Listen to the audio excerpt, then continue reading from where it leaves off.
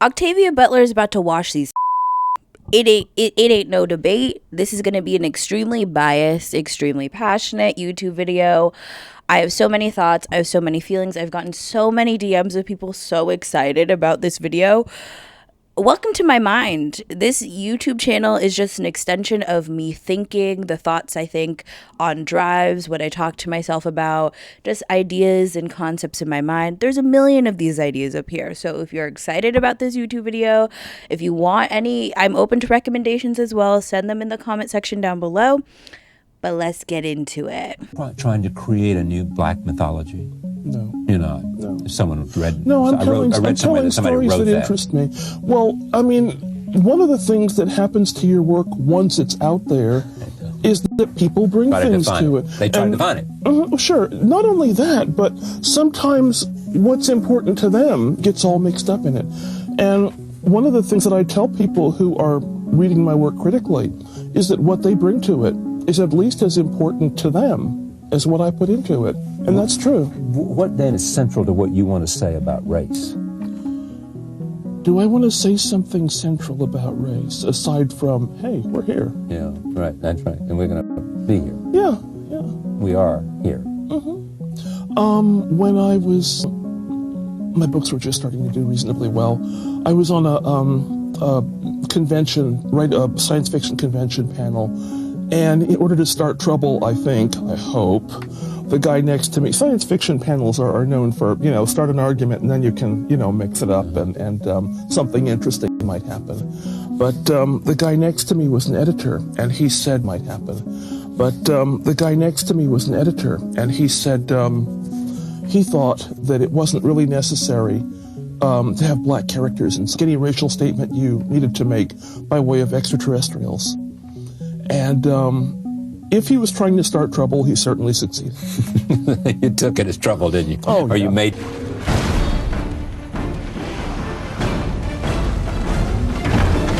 Martin, Transformers. When you look at the movie, it's just got an immense scope in terms of how big it looks. What makes this a little different than most alien invasion movies is there's evil that's already among us, but we don't know it. My God. Here we go. Ready. Michael Bay was born to direct Transformers. He was the perfect fit for this concept because there's groundbreaking visual effects and so much action. Mike has never done this much action. He's never done a film with this many set pieces. There's 15 set pieces. That's crazy. Huge. This set and this movie is huge, and it's beyond anything I've ever been a part of. I want these robots to look like they fit in the real world and look like it's photoreal, so there's some mind-blowing effects in terms of how real they look. I was pretty blown away by the amount of work that went into this. It's a lot of shooting bombs and stuff blowing up and cars crashing into things, people flying everywhere. It feels like you're really in that. I just wanted to tell a story that had amazing creatures in it, all kinds of new animals and just a fantasy landscapes, and that's what Avatar is. But that's not all Avatar is. Avatar is also an emotional journey, and it makes some comments about, it has a kind of green theme. It makes some comments about how we're destroying nature and there's an anti-war message there if you want to see that as well. There's stuff to think about in the movie, but first and foremost it's an adventure, an old style adventure. I became a Marine for the hardship. I told myself I can pass any test a man can pass. All I ever wanted was a single thing worth fighting for. Ladies and gentlemen, you are not in Kansas anymore. You are on Pandora. You should see your faces. We have an indigenous population called the Na'vi. They are very hard to kill. This is why we're here. Now, before we go any further, I respectfully want to show you my credentials. Keep in mind that a lot of my library burned last year during the Eaton fire, but this is the Octavia Butler books that I either saved from being burned or I rebought because I needed them. So I'm going to show you my credentials and then we'll get into more shit. First, this is Bloodchild. Highly recommend. This was a rebuy and a definite need to rebuy just because it's an incredible book. It's anthology style, bunch of short stories, incredible. I want to read this with book club at some point. I have this book of the Patterness series. This was the only book from the Patterness series that I was able to take with me. It's because I was going to read it next and then everything burned. So we got this. Of course, the stars of the show. We have the Xenogenesis series. So this is Dawn, the first book. We have Adulthood Rights, the second book. And of course, we have to end it with Imago, the third book. And we will be talking about these in detail. And these are my 3 favorite Octavia Butler books. They had to be rebought. Of course, we have Kindred. We read this in book club. Y'all know. Incredible. I'm going to be referencing it a little bit in this video because there's definitely some overlap for me in terms of theme. And of course, these books, the tried and true, I saved from the fire. These are the few books that I have from pre-fire. The Parable series. We love her. We stand her in this household. And yeah, so my credentials are there. I've read enough Octavia Butler to have an opinion about how she writes, how she discusses sci-fi, her point of view. And I've seen the Transformers movies enough to do the same, baby. As for the Avatar movies, my eyes are rolling. If you're not paying attention to this video, I have so many thoughts about the Avatar series as well because they think they're doing better. They think they're doing better than Transformers, but are they? Before Get Out, there's only a few horror movies that centered blackness, black people, that came from the black perspective when it comes to American cinema. And what Jordan Peele did was kick open the door for so many different creatives and people to explore what it is like to experience horror, or what can horror be outside of the context of the normal tropes, the normal white-centered lens. And he made gold. As we know, he won an Oscar for it. And as we saw subsequently, more black sci-fi. We had Watchmen come out after Get Out. We had Lovecraft Country come out after Get Out. We had an influx of black horror media or black sci-fi media that was being created, visual media, by the way, that was being created that really spoke to the importance of how your personal identity can add a richness to an already kind of saturated market. Sci-fi is overwhelmingly white and male centered. And when Octavia Butler got in and made her books and did her thing, she was one of one. She was one of one. And she proves time and time again with every book of hers that I pick up why she is one of one, because it's not just the fact that she was the only. It was the fact that she had the perspective, the thought process, the history, the historical knowledge, the care, the love to create and pour into the characters that creates in this that she creates in the situations that she creates for them to be in. And you can see that with every story, with every series, with every book. So I think it's important to open up, genres that are previously like untapped genres. I think diversity is such an important thing because you're able to not only view yourself, but society through a more diverse lens, which I think is just beneficial for all of us. Now, before I get too deep into my whole Octavia Butler stan moment, because this is what this video is going to definitely turn out to be, I want to say a couple things. There's a link tree in the bio. If you're curious about finding me on my other social medias, I'm different on all my different social medias. There's YouTube video essay me. There is Substack me. There is paid tier Substack me. There is TikTok me. There's Instagram me. And then there's book club me. So if you're interested in knowing kind of who I am in the full breadth and totality of how I appear online, definitely check that link tree out. Follow me, click the links, follow me on all the things, stalk me. I like it. Do the things you want to do. Get to know who Madiswan is and who you're getting your information from. Check the credentials, boo. I also have a podcast that I'm working on. I will be starting to vlog the behind the scenes process once I get my equipment in. So I'm very excited about that. I'll be taking you along. I might post the first one on here. I think the rest will be for the paid tier of the Substack. You get what I mean. But If you want to know more about me, I have a podcast called Bloodstained where I talk about history through the lens of true crime. Season 1 is about slavery. It's up on all DSPs, and all the visuals are on this YouTube channel, so you don't even have to go anywhere to get into the tea that I'm spilling about slavery and my opinions about it. That is a more super historical, intellectual version of me. Of course, you're here on YouTube. This is my sociological commentary side, of course. Get into her. We have my Substack, which is way more personal, way more unhinged, way more random, just kind of like who I am, like at my core. We have book club where I talk to people personally. We have a book club on Discord. We meet once a month. We read one book every 2 months, so half a book every month. And we are just finishing our most recent book called The Poisonwood Bible. I don't know if I recommend it. It's gotten some lively discussions in book club. This is one of the first books that they've ripped to shreds, absolutely, which is, if you read the book, you know what I'm talking about.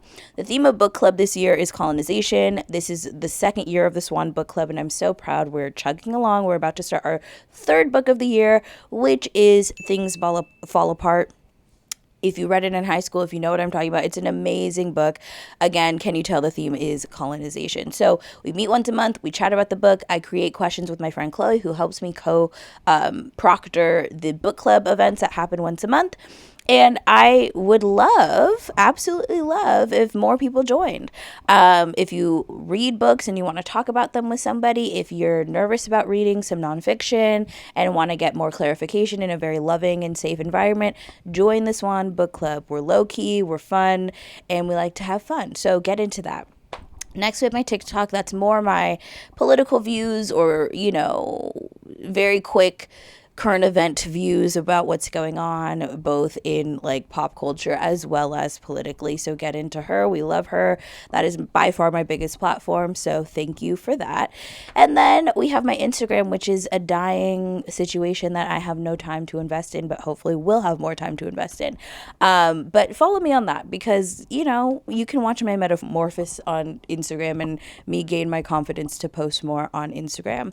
But I just wanted to get kind of the, housekeeping shit out of the way. Follow me. I love you. Thank you for over 100 views on my, 100,000 views on my Baddies is Educational. I think it's about 120 something now, which is awesome. And 50K views for my last video essay, which was about whether or not Zeus Network is a CIA PSYOP. So thank y'all for all of that, for all the love. I greatly appreciate it, and I love y'all down. Okay, so let's kind of introduce this vibe. I want to kind of introduce the concept of this video because it's not going to be like the other videos, and where it came from, why I wanted to do it, and then we're going to get into some contextual information, and then we'll get into the media. So basically, I wanted to do a video about Octavia Butler last year. I even have a thumbnail that I made that I just didn't have the time or the capacity to make the video. I was very depressed last year. As I told you, my house burned to the ground, my town burned to the ground, my grandparents' house burned to the ground, and my grandpa died. So it was a horrible year, but we persist. So there's a lot of ideas that I had that I was like writing down while I was still in shock about how shitty my year had started and thought I would get to and just didn't get to.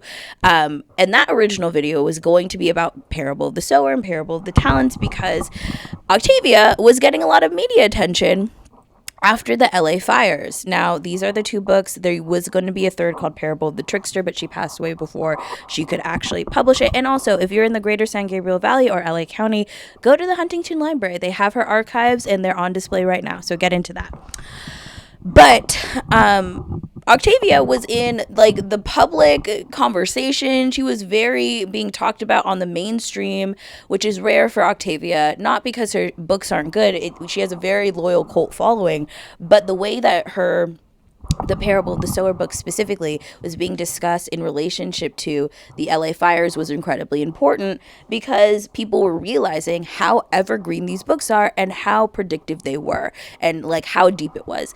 Octavia Butler often gets this rap of being this incredibly all-knowing, like spiritual being that just knows everything and is able to predict everything because of how fucking accurate these two books are. She gets that rap for these two books specifically. And this is her speculative fiction. It's less sci-fi-y, more dystopian.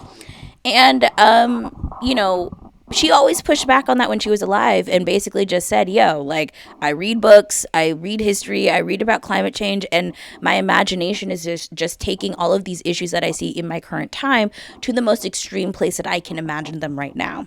I wrote the two parable books back in the 90s, and they are books about, as I said, what happens because we don't trouble to correct some of the problems that we're brewing for ourselves right now. Global warming is one of those problems, and I was aware of it back in the 80s. I was reading books about it, and a lot of people were seeing it as politics, as something very iffy, as something they could ignore because nothing was going to come of it tomorrow. That and the fact that I think I was paying a lot of attention to education because a lot of my friends were teachers, and the politics of education was getting scarier, it seemed to me. We were getting to that point where we were thinking more about the building of prisons than of schools and libraries. Not everybody was going in the wrong direction, but a lot of the country still was, and it was a novel of someone who was coming up with solutions of a sort. And that's essentially what sci-fi is. A lot of people think sci-fi is like, you know, some sort of prediction of what the future is going to be like, when in actuality the core stories of a lot of sci-fi movies are expressing the fears that the writer feels as they're watching these movies, as they're living their life in their current time. So more than anything, sci-fi is related to the anxieties of the people living at the current time when the person wrote these books. These books were written in the 80s. Okay, there's a lot to say about that. These books were written in the 80s, and it shows. Allegedly, she wrote this after Reagan got elected, and felt very passionate about it, which is why I think a lot of her reading on humanity, specifically human men, is very interesting in these books as a constant theme. That being said, so I was going to, so because of her predictive nature and stuff, as she said, she just reads. She doesn't feel particularly spiritually tapped in. She just reads. She just learns stuff. She looks into the past. She looks into the future. She looks into science and all of these different things. And that's why these books are so predictive and important in these times more than ever. Because of that, she was in the mainstream because when the LA fires happened, there is a section in this book in the year 2025 where a huge fire event happens in the LA area, and people were referencing Parable of the Sower because they were so enthralled with the fact that we were living through one of the most insane climate change disasters, fire disasters, and it mirrored what was going on in Parable. Same year, not the same month, but same year. So people were talking about Octavia. Obviously, the people that love Octavia were screaming about Octavia, and I was feeling very much like Lauren at the time because my entire town burned to the ground, which is something that happens in the book. And even before the fire happened, I was going to start the Swan Book Club, and we were going to start with the Parable series. That was before any of the fire happened. That was before any of the bullshit happened. So I felt really connected to my Queen Octavia at that point in time and really wanted to make a video about my thoughts and even how I see comparisons about my life and the main character of that book, considering I was living through an entire fire event. So I kind of had that idea on ice for a long time, got depressed, didn't have the motivation to actually do it, and boom, this idea came into my mind. Let's talk about sci-fi. I love sci-fi. I have a BA in sociology, and as I explained to you before, sci-fi is one of those things that is such it's like a sociologist's wet dream because it's discussing so many intertwined, entangled fears about when that person was writing that sci-fi story that it's just so, it's like a window into back when that person wrote the book, honestly. What they're talking about, what's important to the protagonist, all of these things are indicators of what was important at the time, who wrote it, why they wrote it, when they wrote it. All of these things affect the sci-fi story. And so I've always been in love with sci-fi. I'm big on the Alien franchise, love Alien, love the new Predator as well. And have just always loved that genre in general, and I think it scratches the same itch as the sociology BA. It just like connects these things, and it's just culturally relevant, culturally important. And I thought, if I have this take about Octavia and how important her identity is to what she creates and why she is one of one when it comes to sci-fi, let me compare that with other sci-fi media made by the majority of people who create sci-fi media, white men. So we got into that. I had to watch 6 movies in order to prep for this YouTube video. I had to watch the first 3 Transformers movies, which is one block. And then I had to watch the first 3 Avatar movies, which is another block. And of course, we have the 3 books in question by Octavia Butler, which I will be comparing 2 of those movies to. I will be comparing both of those movie franchises to. All right. Now, how this is going to be broken down, just so you can follow me and kind of understand what to expect, I'm going to do kind of a general contextual discussion about Michael Bay, who's the one that created the Transformers movies, James Cameron, the person behind the Avatar movies, and of course Octavia Butler, which I kind of gave you a little bit, but I have to stand. So we're going to get more into her because she's really the queen of this episode.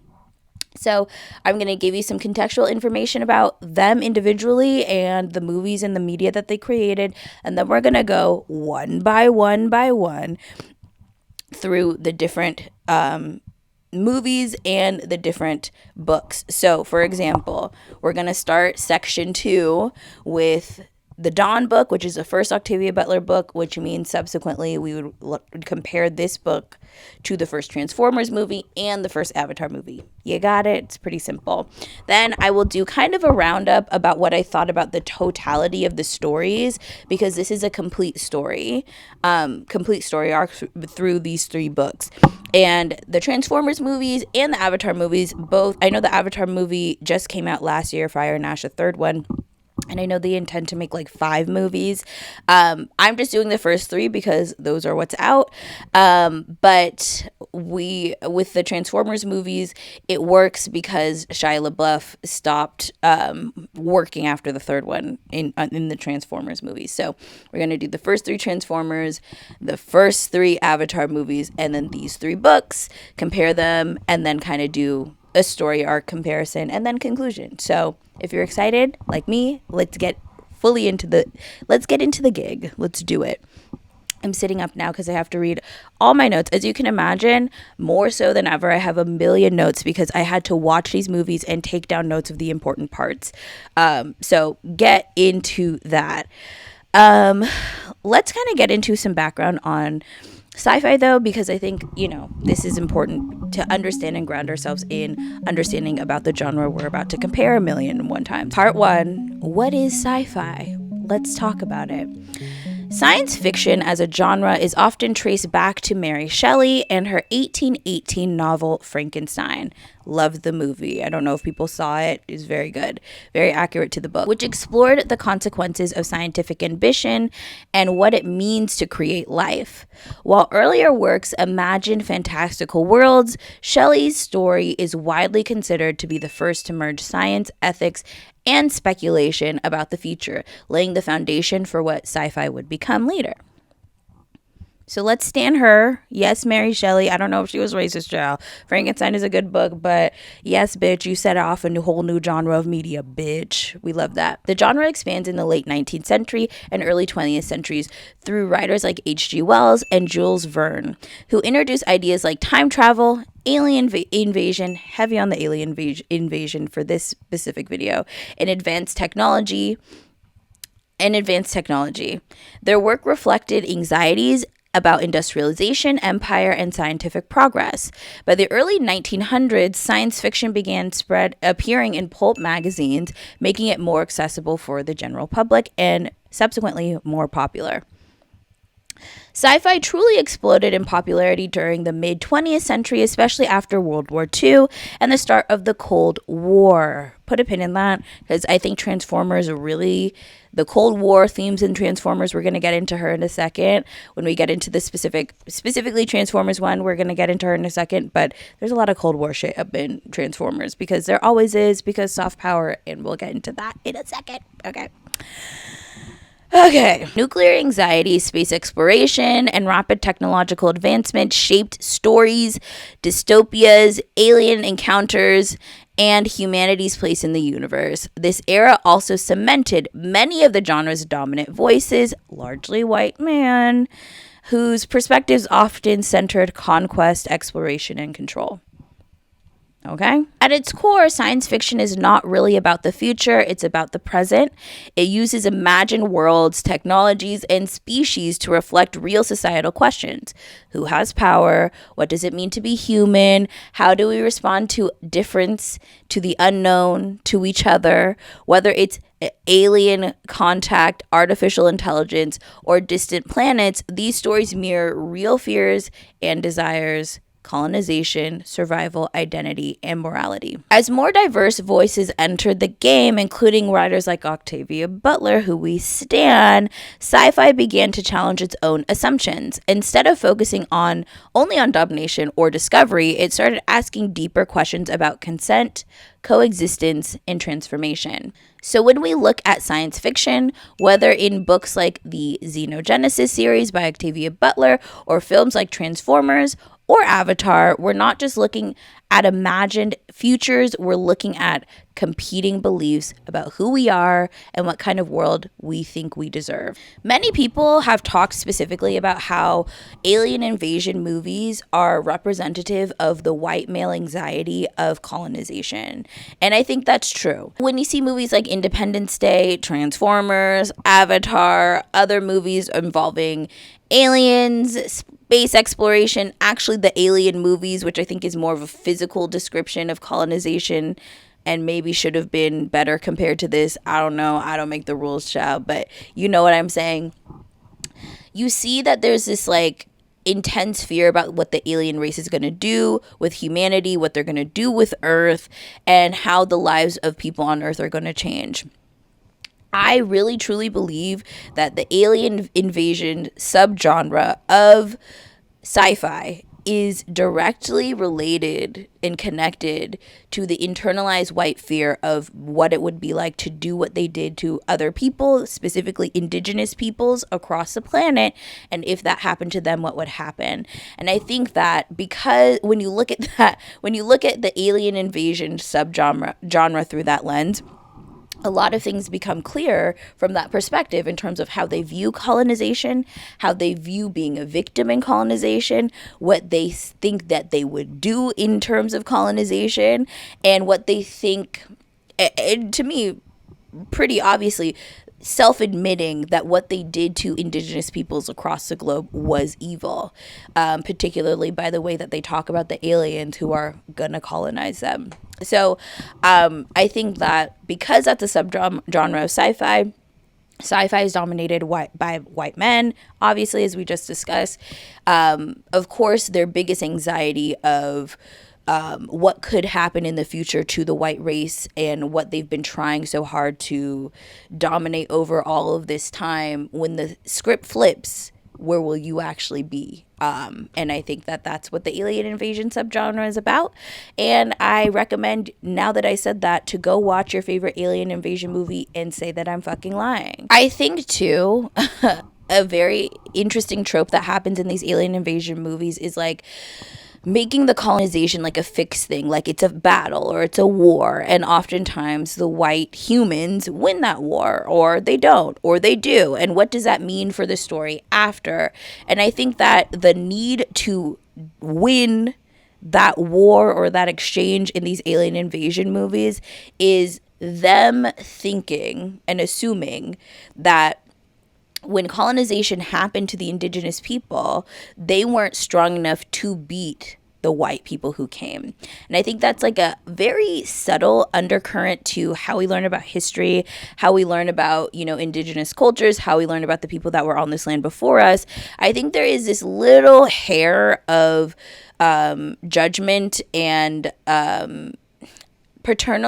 being paternalistic towards the indigenous population, which is fully connected to the white man's burden and civilizing the world and indigenous people are savages, all of that mentality. I think the fact that oftentimes they frame the white male protagonist as beating the aliens, outsmarting the aliens, being able to survive or saving humanity is them kind of pointing out like, hey, if it were us, we would win.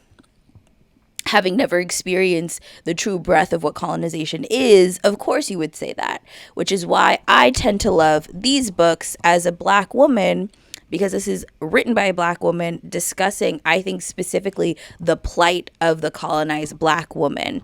And I think those connections, sorry, I have my like stack of books here, can be really, really intimately discussed in Kindred. I highly recommend. This is a time-traveling sci-fi book where someone, Dana, the main character, goes back in time to a slave plantation. She's a Black woman and is trying to make sure her family survives. So I think there's a reason why I'm super biased in these conversations, but I think that when we're talking about alien invasion subgenre being a expression of the fear of colonization from white men specifically, having not experienced colonization in the same way as the indigenous people of the globe in modern history have, you see the blind spots, you see the holes, you see the assumptions, you see kind of the grandiose nature with how these like wars and battles are fought. You see, you know, the technology and all of these things. When colonization, and we see this in Octavia Butler's work, it's really a bunch of very small, nuanced choices. It's both the macro and the micro. In this series, we have conversations about terraforming Earth to make it livable after a nuclear holocaust, as well as how the alien species is able to manipulate human beings to the smallest molecule. And I think that's the true breadth of colonization. It's not this one battle or this one moment or this one point in time. It's everything from entire planets shifting, entire world shifting, entire worlds ending, and molecular, like internal, like to your smallest molecule transformation. Like, I don't know how much more I can say this, so I'm going to just move on, but you get it. So let's get into the general context about the individual people. We're going to talk about Michael Bay, Octavia, and James Cameron. So here's kind of the rundown. So Michael Bay is, if you know his stuff, it has a very clear signature, which are the explosions. He is a blockbuster director known for high budget, spectacle driven films centered on action, military power, and hyper masculine heroism, which we will touch on a lot in the Transformers movies. His Transformers films were created in collaboration with the U.S. Department of Defense, which provided real military assets in exchange for script input and a positive portrayal. Let's put a pin in that. So we already have our first contradiction, and we haven't even gotten into the first Transformers movie. What's happening and we'll talk about the context of the first Transformers movie if you haven't seen it in a while. But the idea of an alien invasion, like an attack from aliens, and as I've described, how that signals a colonization allegory, right, in terms of its subgenre under sci-fi, and you're involving the number one terrorist organization in the world, i.e. the U.S. Department of Defense, or as we call it now, the Department of War, is already a huge contradiction that I could never get over. Is already pinpointing a point of view and a perspective that I already know is not going to be deep enough or really true or really based in like reality. And I think that that's just a point that needs to be discussed a lot more. Because when I was fucking watching that movie with my boyfriend, all we could say with all the military like imagery, there's a lot of cinematography about like all the military like ships and helicopters and planes and guns and all the military guys, and they're like this, and they're very good, and it looks good on film. The music that they were using for those montages is the same music they use for the Go Army commercials. So you see the overlap, you see the goal, and you start to kind of touching on this idea of military power and hyper masculine heroism, which Michael Bay centers in these movies specifically. You can kind of see the type of people that they're trying to recruit. Do you feel me? We'll get more into that, but we'll get into the archetype of person that they're trying to attract with this movie. And I understand that these are blockbuster movies, so everyone has seen them. You know, they're movies that everyone goes to. They're not cult classics necessarily. They're huge international successful movies. But who is the audience for this movie based on what the movie is portraying? And I think the connection with the U.S. Department of Defense says it all. The first 3 Transformers films follow a war between 2 alien factions, the Autobots and the Decepticons. Earth becomes a battleground with humans, particularly the US military, aligned with the good Autobots. Think about how and why the Autobots were always only working with the United States military and not the UN or something. Like, think about that. That is signaling something. Okay? That is signaling something. Points to the place that America holds with having the biggest military in the world, the most expensive military in the world, the most far-reaching military in the world. And in this case, they're trying to correlate that with being the best military in the world, which, as we're seeing in Iran, we're getting spanked. We're getting spanked as we deserve to. So obviously, we're starting to notice how propaganda is playing a role within this movie, and I think this is time to define soft power. So in the 1980s, political scientist Joseph Nye Jr. coined the term soft power, defining it as a country's ability to influence others without resorting to coercive pressure. In practice, that process entails countries projecting their values, ideals, and culture across borders to foster goodwill and strengthen partnerships. Soft power usually originates outside of the government in places like schools, religious institutions, and charitable groups. It also is formed through music, sports, media, and major industries like Silicon Valley and Hollywood, but that doesn't mean governments are absent from cultivating and wielding and using soft power. Now, as I said before, we're seeing a direct line from the U.S. Department of Defense to Michael Bay to creating these films that were widely popular and international blockbusters. But I think the most important thing is that part where they're talking about media, sports, music, and how that isn't determined by borders, and how that lends itself to global relations and geopolitics in general, and how that's used. One of America's best and greatest exports is the projection of what American culture is. Hip hop, our movies, our music, our vibe, our Americana aesthetic in general, our traditions. These are things that are often used through us being a powerhouse when it comes to media, us having things like Hollywood and all of these things, and creating kind of a lot of insulation around the media that we create here and project outward.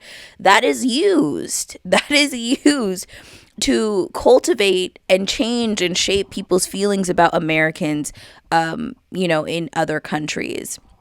So whatever stereotypes people have are usually based on the movies they've seen that are American movies, concepts that are American concepts that are shown through music or paintings or whatever the hell. And America uses that popular culture that we create, the global popular culture, and is able to use that and funnel that to make sure our interests get met. Okay, this is not me making shit up. This is fucking true. This is a reality of living in a nation state that is like this. I think another country's example of using soft power would be Israel. The highly popular place of Israel currently. Sorry, I need some lip gloss. So sorry. Hold on. Do you like this new light, you guys? I love it. Let's get some lip gloss on. Is this good ASMR? Okay. Yeah, that's nice. We love that. Okay, Israel is very good at wielding soft power. A lot of people have made a lot of memes about randomly hearing Israeli propaganda in like your favorite TV show. Like when people mention Krav Maga, that's like Israeli, pointing to Israel. When people talk about Tel Aviv, when people randomly talk about Israel, I think a good example of Israel randomly popping up in a movie is in World War Z, where they have to go to Israel to get like a doctor and like all of the stuff, the whole like zombie shit. But there's a lot of other examples, and it's like everyone. So once you pay attention, you can see it everywhere.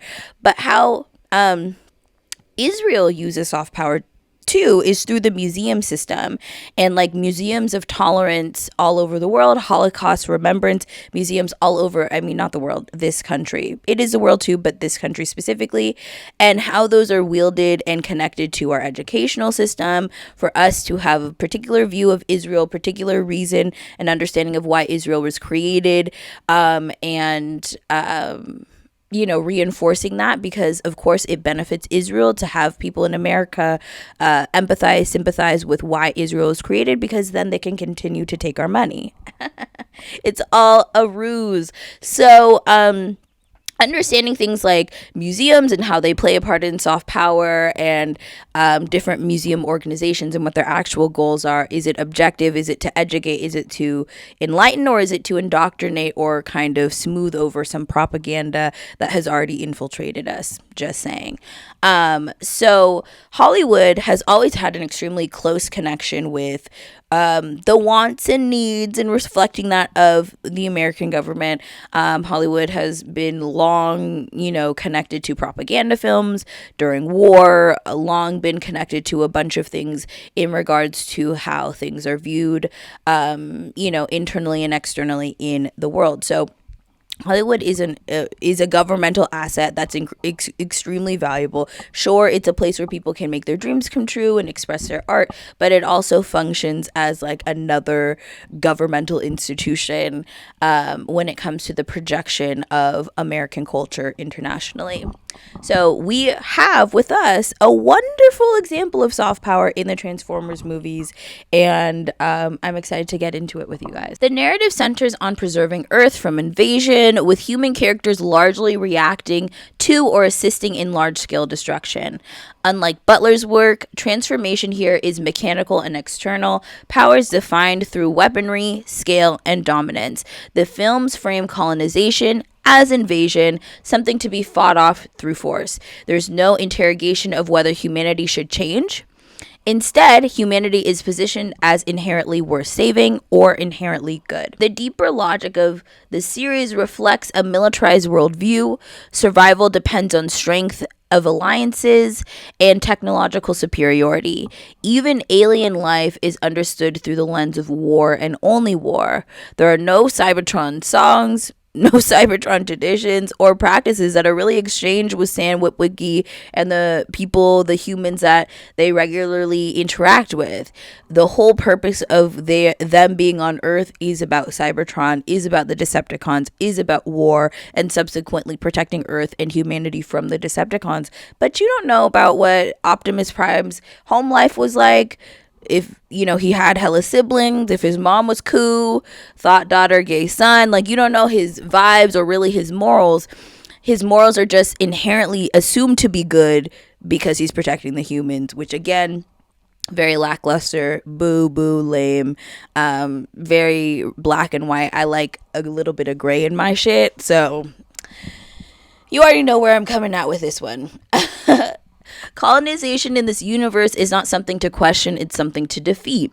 It's the inevitability, to me, that worries me about the way colonization is kind of like discussed in this particular film, also in James Cameron. But it's the idea that colonization is going to happen regardless, which I have a problem with. And either you're a winner of colonization and you beat it back like the white people in these alien movies, or you're a loser to colonization, i.e. the real indigenous populations of the world.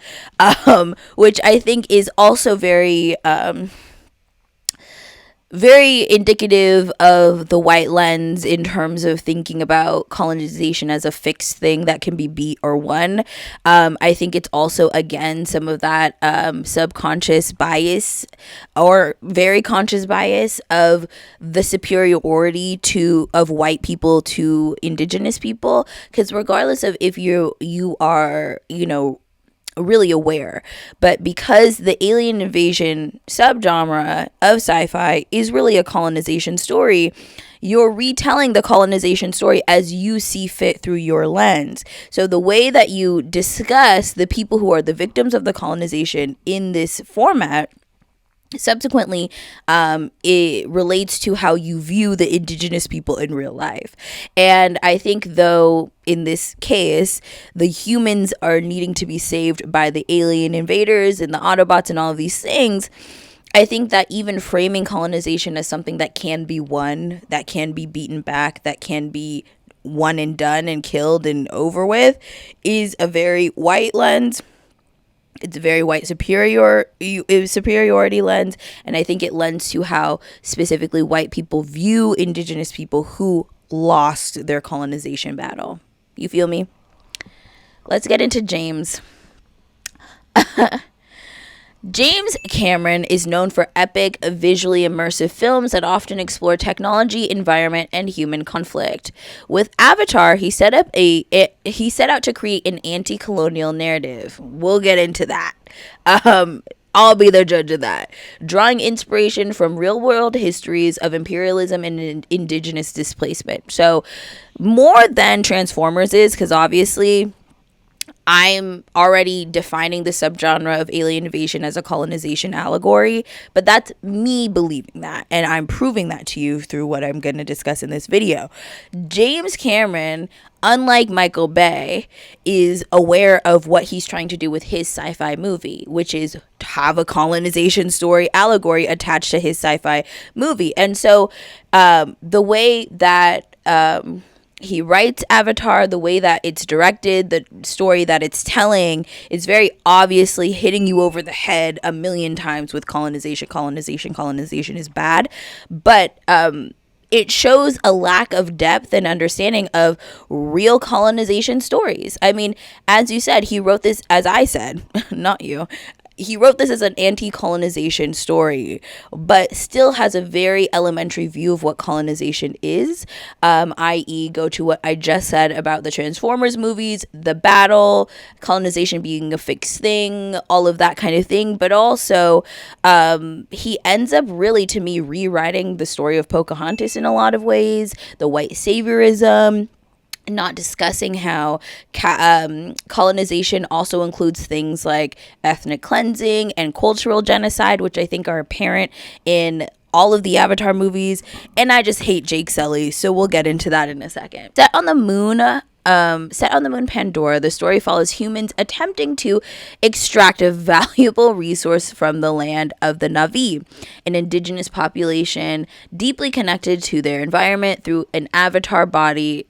Through an avatar body, a human soldier, Jake Sully, integrates into Na'vi society and ultimately leads their resistance against human colonizers. Now, this is where we're going to get into that. Okay.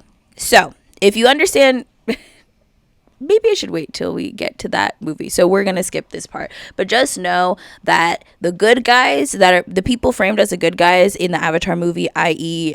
Sigourney Weaver and Jake Sully and the other lanky, weird, nerdy guy and the other South Asian guy who are like, we're here for the Na'vi. We just want to study the biodiversity and all of that kind of stuff.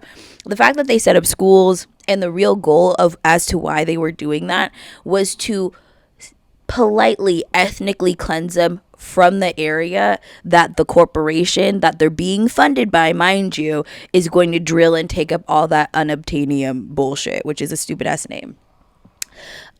So who's really good, who's really bad, who's really evil? We'll get more into that. Yeah.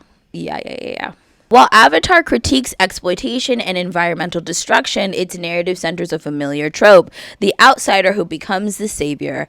Jake's transformation is framed as moral and spiritual rather than structural. which I hate. He chooses the right side and becomes a bridge between worlds, which I hate because he's a destroyer as well. Colonization is depicted as violent and extractive, but the resolution still depends on individual redemption rather than systemic change, which is my problem with this movie.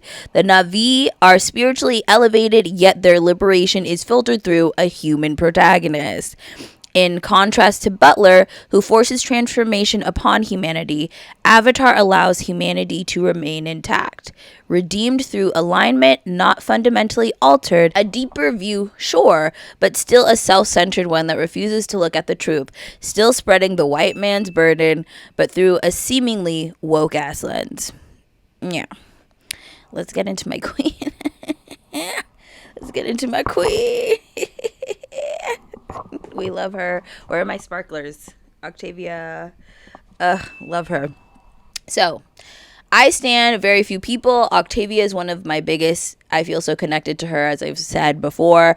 The reason why I felt connected to the Parable series because of what I went through last year, but also she grew up and lived in my area. She often writes about it in her books. She talks about California a lot, LA, Pasadena specifically, and not a lot of people shout out Pasadena unless it's about the Rose Parade or the fucking Rose Bowl. So it's really awesome to feel seen as someone who was born and raised in the area, who is also a little black girl who's kind of nerdy. So I love her. I love her down, and that is why we stand her. Another crazy fact about the fires that happened, Octavia Butler is actually buried where it burned in Altadena, and her grave survived, but the whole cemetery was on fire.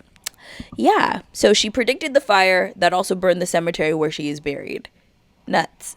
Absolutely nuts. Octavia Butler was a black woman writing science fiction in a genre historically dominated by white men. Born in Pasadena, California, City of Roses, 626, she often described herself as an outsider observing power, hierarchy, and human behavior. Her work is deeply shaped by race, gender, survival, especially the question of whether humanity's hierarchical tendencies make us inherently self-destructive, which is really the core thesis of these books, okay? So get used to me saying hierarchical thinking.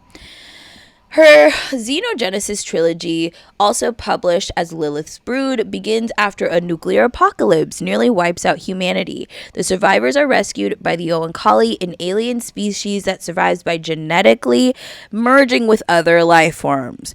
But this rescue comes with a condition. Humans cannot reproduce independently. Instead, they must interbreed with the Oankali, fundamentally altering what it means to be human. The central conflict of this story is not war, it's consent. Humans resist what feels like violation, while the Oankali view their actions as necessary evolution.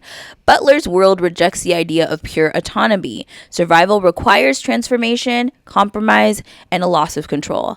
Colonization here is intimate and biological, and not territorial. There are no clear heroes, only competing logics of survival. It's a lack of choice, the quiet domination that you can only really fight through death. It's the inevitability, the pleasure, the betrayal, the survival that makes this particular series so able to express the feelings of colonization from the true perspective of the colonized, which I think is what Avatar was trying to do. What sets this version of the alien colonization story apart was that it came from the actual perspective of a colonized individual and discussed it as a generational altering event.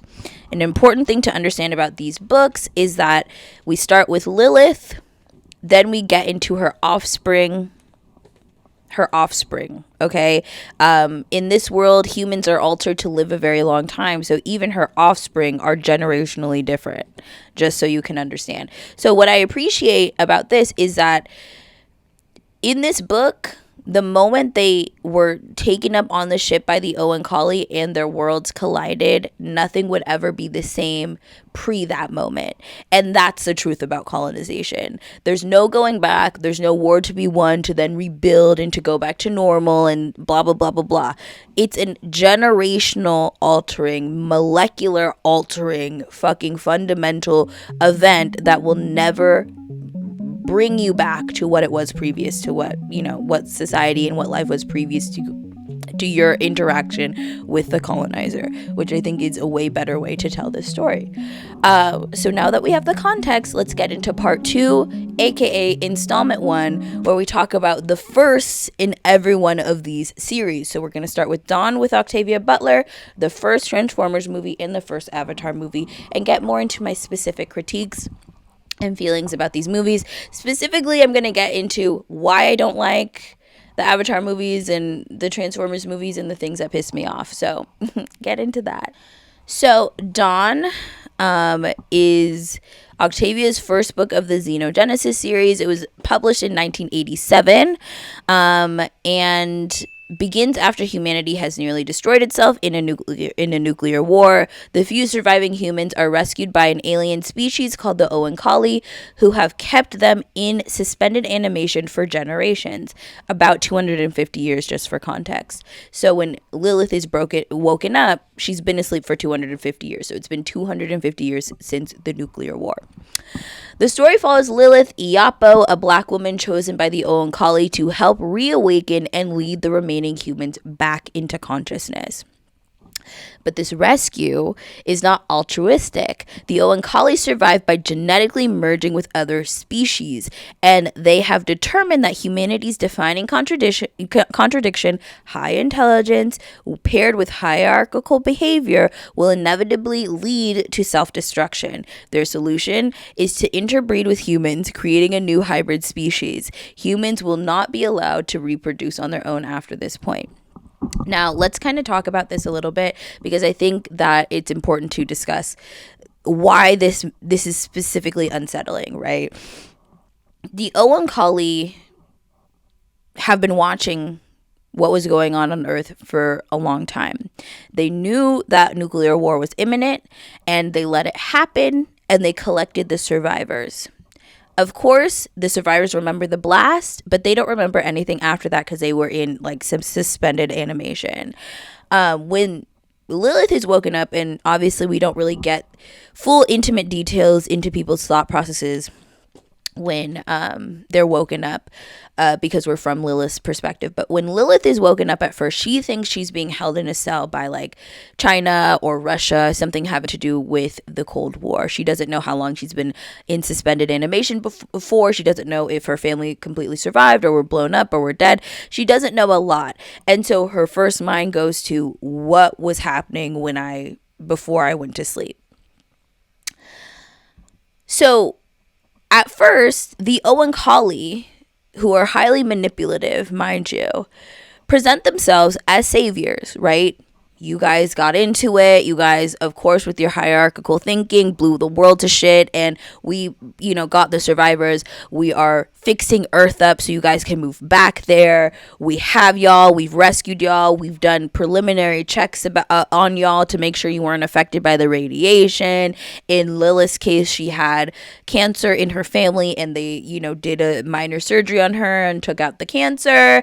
And, you're kind of, through the eyes of Lilith, kind of like learning about who this alien species is. Are they good? Are they bad? What are their motives? Why would they invest so much time into terraforming and reformatting a planet to make it livable for humans if they are not getting anything out of the deal other than doing this for fun and then leaving, right? It isn't until this specific part in the book that I'm going to read, it's about like 5-ish pages, that you kind of start to see the very unsettling nature of the Oankali, and that they move on manipulation and lying by omission. So you're assuming a lot of, great characteristics on the Oankali based on the position they put themselves in when Lilith is woken up. But that's only because they haven't told Lilith the full intent, the full scope, the full story of what they've done to humans, what they've been doing to humans, and what they intend to do with humans. I think another important aspect is I brought this series up specifically in my Sinners review. If you haven't seen it, see it. It's one of my favorite videos that I've ever done. And that was kind of off the dome too. Very proud of that video. But I brought up the Xenogenesis series because it related so directly to what the undercurring story of Sinners was. Which was, you had Remick And, you know, that ending scene where they're all connected, they're all praying, he's being baptized in the water. He basically talks about how, you know, that, you know, Christianity isn't going to work to save you, preacher boy, basically, because I was also colonized by people who force this religion onto me, and it just, like, I'm immune to it. What we know sinners to be representing was, to me, whiteness as vampire. Vampire was a stand-in for whiteness, colonization, classism, capitalism. It could be a stand-in for a lot of stuff. But I specifically took it as whiteness, as vampire, as a vampiric force placed upon us, all the indigenous peoples in our societies, and how it's affected our societies afterwards. And by making whiteness vampire, there's this concept of like personal extraction for survival. So in the case with the vampire, you have to have blood to survive. And, you know, whether you kill that person or they become joined within you and, you know, become a vampire and transform into a vampire with you, you are now not alone. You're part of a clan, you're a part of a group, and you all can hunt together and do the things that you need to do together. Which is, to me, the sacrificial price that a lot of white indigenous cultures paid to be considered in the proverbial white concept, particularly in America, because as he pointed out, the Irish were colonized just as brutally as the indigenous people here. They practiced their tactics on the Irish indigenous people and came up in here and did the same bullshit to the Native Americans and, of course, the Africans. The important connection that I see, though, between the Oankali and the vampires of sinners is this idea of like extracting culture to survive. And to me, whiteness is like a fixed thing and also a fluid thing. So if it fits within the confines of what whiteness needs at the moment, Italians are considered white now. Irish people are considered white. It's a fixed identity when you have it, but it is a amorphous identity when it needs to be, so that it can continue to evolve and envelop more identities so that they can continue to remain in power. Whiteness needs to be fed to remain in power. So, when it comes to the Oankali, the only way they are able to survive is by this genetic trade situation where they go to these different planets, they scope the scenery out, babe, and they decide, yeah, this is a life form that we're going to mate with. And then from there, they mate with them, create a whole nother species, essentially. And that species goes on to the next planet and takes those traits and continues on to the next planet and takes those traits and continues on to the next planet. And quiet as it's kept, those planets don't survive an Oankali encounter. It's just that now, because they're invested in the breeding with the life forms there and the life forms that are forced to breed, whether they're intelligent or they're amoeba or whatever, those who don't breed are forced to die out because of how the Oankali breeding works. And so when you don't breed with the Oankali, you can no longer procreate life on your own. So the humans in this series, if they deny having sex with the Oankali and connecting with the Oankali, they can no longer have kids. So that basically wipes out the ability for humans to have human children at this point in time. Once they engage with the Oankali and human hybrid children are going to be the future only. Okay, I need y'all to understand this. So the way the Oankali survive is similar to how Remick survives, which is sucking up culture, sucking up the blood, whatever the blood represents in sinners, in order to continue to survive. Whiteness sucks up culture to survive. The Oankali suck up important traits and collect genetic material and traits in order to continue to survive and evolve and exist long past maybe what they should have been able to exist by. Okay, so now we're gonna get into my shitty reading. Yay, I'm so excited to be embarrassed in front of you guys. Okay, so this passage can be found on page 101 through 106. It's the end of chapter 8. And a little context. So basically, Lilith at this point is woken up She's out of her cell, and basically she's exploring the ship with her Owen Collie like tour guide. Basically, she's living with their family, she's existing and able to move freely, and in this world on the ship at this point in the book, there are a few humans that are awake and have consented and decided, with all the information that the Owen Collie told them about Earth, the nuclear war, whatever, to stay on the ship and live out their days as a part of an Owen Collie family on the spaceship, okay? Which is cool. And so she is meeting the second human that she knows about on this ship who speaks English, named Paul Titus. And Paul Titus, in his particular story, was a boy who during the nuclear war was 14 when the Owen Collie came and scooped him up and put him into permanent stasis, and then he was awoken up, his last consciousness being 14, and now he's like over 100 and something, and he basically decided to join Owen Collie family and stay on the ship. And this is Lilith meeting him, and I love this passage because it's like when the band-aid is ripped off and you start to really understand that no, the Owen Collie aren't like the Autobots who are just, I guess their only goal is to save humanity for some random ass reason. No, that's not it. The Owen Collie have their own agenda. The Owen Collie are using and manipulating and taking as much as they want from this exchange. And because humans are powerless effectively, and they're manipulative and they rule by lying by omission, the humans don't know the full scope of what they plan to do, what the Owen Collie have done already while they were asleep. This is when that all gets kind of kicked open. So let's get into her. Also, trigger warning for assault and allusion to sexual assault. I think that's important to talk about. Sorry.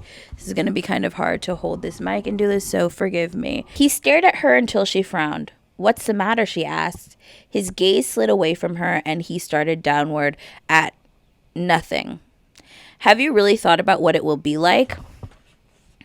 he asked softly. "I mean, Stone Age, digging in the ground with a stick for roots, maybe eating bugs, rats. You know, rats survived, I hear. Cattle and horses didn't, dogs didn't, but rats did. I know. You said you had a baby. My son. Dead. Yeah, well, I'll bet when he was born you were in a hospital with doctors and nurses all around helping you and giving you shots for the pain. How would you like to do it in a jungle with nothing around but bugs and rats and people who feel sorry for you but can't do shit to help you?" "I had a natural childbirth," she said. "It wasn't any fun, but it went okay."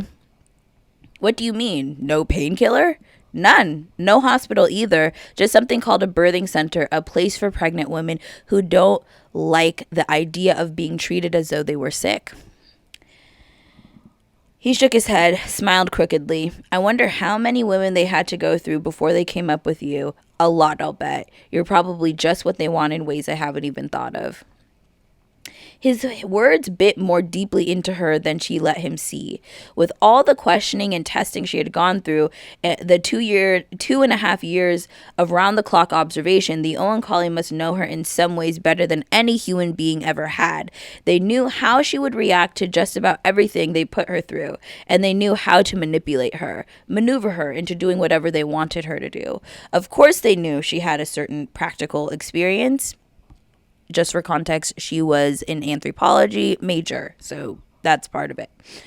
Of course, they knew she had certain practical experiences they considered important. If she had had an especially difficult time giving birth, if she had had to be taken to the hospital in spite of her wishes, if she had needed a cesarean, they would probably have passed over her to someone else.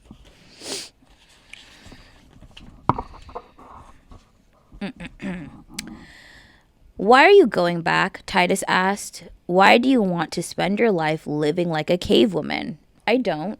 His eyes widened. "Then why don't you?" "We don't have to forget what we know," she said. She smiled to herself. "I couldn't forget if I wanted to. We don't have to go back to the Stone Age. We'll have a lot of hard work, sure, but with what the Owen Collie will teach us and what we already know, we'll at least have a chance. They don't teach for free. They didn't save us out of kindness. It's all trade with them. You know what you'll have to pay down the line. You know what you'll have to pay down the line there. What have you had to pay to stay up here?" Silence. He ate several more bites of food. The price, he said softly, is just the same. When they're finished with us, there won't be any real human beings left. Not here, not on the ground. What the bomb started, they'll finish. I don't believe it has to be like that. Yeah, but then you haven't been awake that long. Earth is a big place. Even if parts of it are uninhabitable, it's still a damn big place. He looked at her with such open, undisguised pity that she drew back angrily. Do you think they don't know what a big place it is? He asked. If I thought that, I wouldn't have said anything to you and whoever's listening. They know how I feel. And they know how to make you change your mind. Not about that. Never about that. Like I said, you haven't been awake long.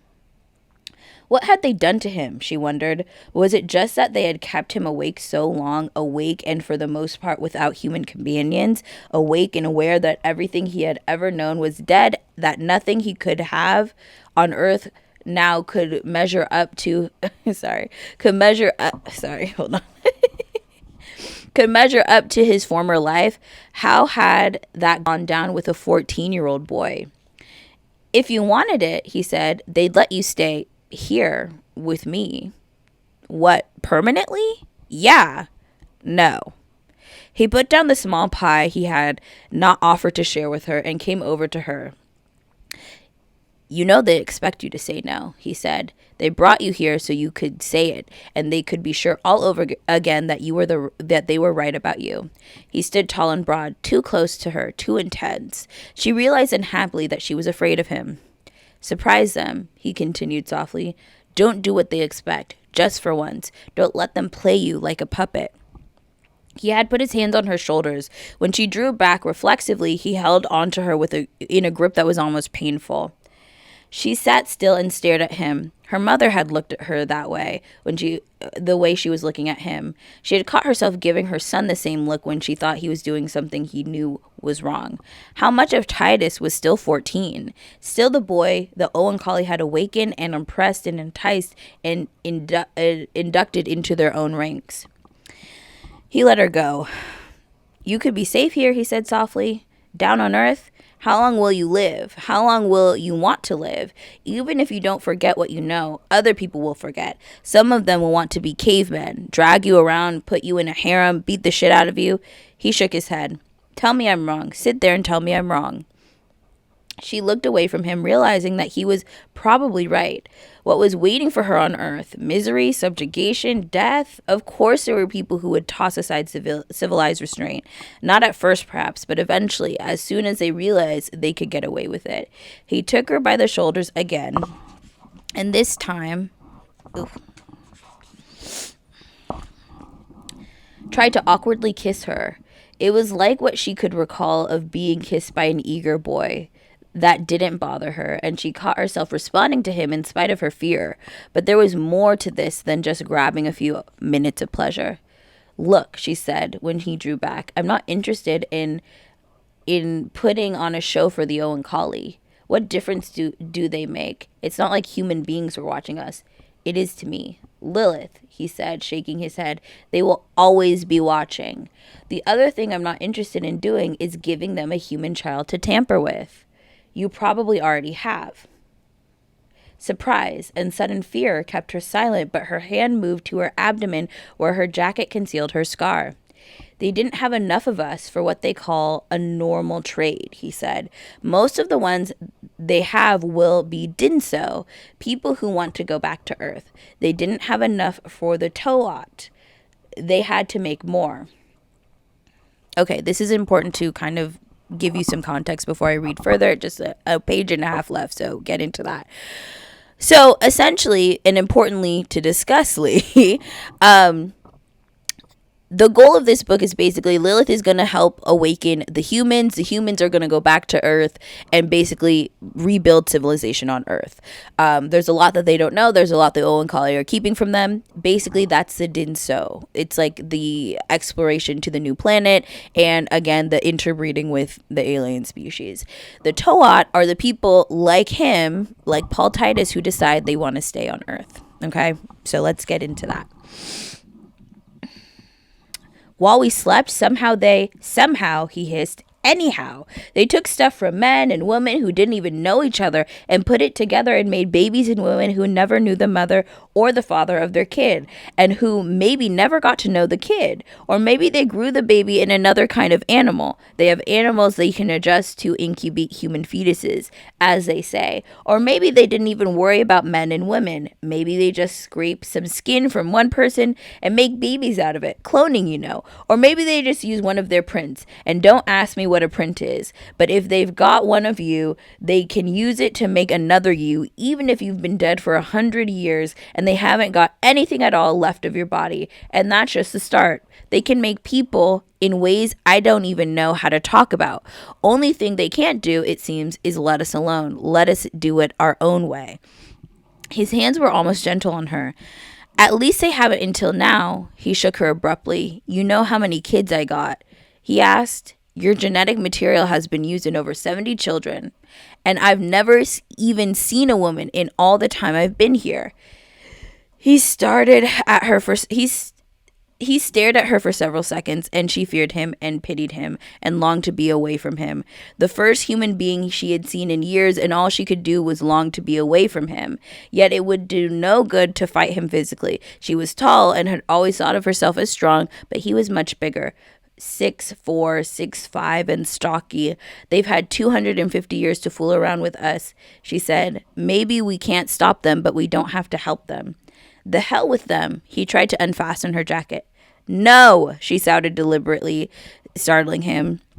Animals get treated like this. Put a stallion and a mare together until they mate, then send them back to their owner. What do they care? They're just animals. He tore her jacket off, then fumbled with her pants. She threw her weight against him suddenly and managed to shove him away. He stumbled backward for several steps, caught himself, and came at her again. Screaming at him, she swung her legs over the platform she had been sitting on and came down standing on the opposite side of it. Now it was between them. He strode around it. She sat on it again and swung her legs over, keeping it between them. Don't make yourself their dog, she pleaded. Don't do this. He kept coming, too far gone to care what she said. He actually seemed to be enjoying himself. He cut her off from the bed by coming over it himself. He cornered her against a wall. How many times have they made you do this before? She asked desperately. Did you have a sister back on Earth? Would you know her now? Maybe they've made you do it with your sister. He caught her arm and jerked her to him. Maybe they've made you do it with your mother, she shouted. He froze, and she prayed she had hit a nerve. Your mother, she repeated. You wouldn't have seen her since you were 14. How would you know if they brought her to you and you? He hit her. Staggered by shock and pain, she collapsed against him, and he half pushed and half threw her away, as though he had found himself clutching something loathsome. She fell hard, but not quite unconscious, when he came to stand over her. I never got to do it before, he whispered. Never once with a woman. But who knows who they mix the stuff with?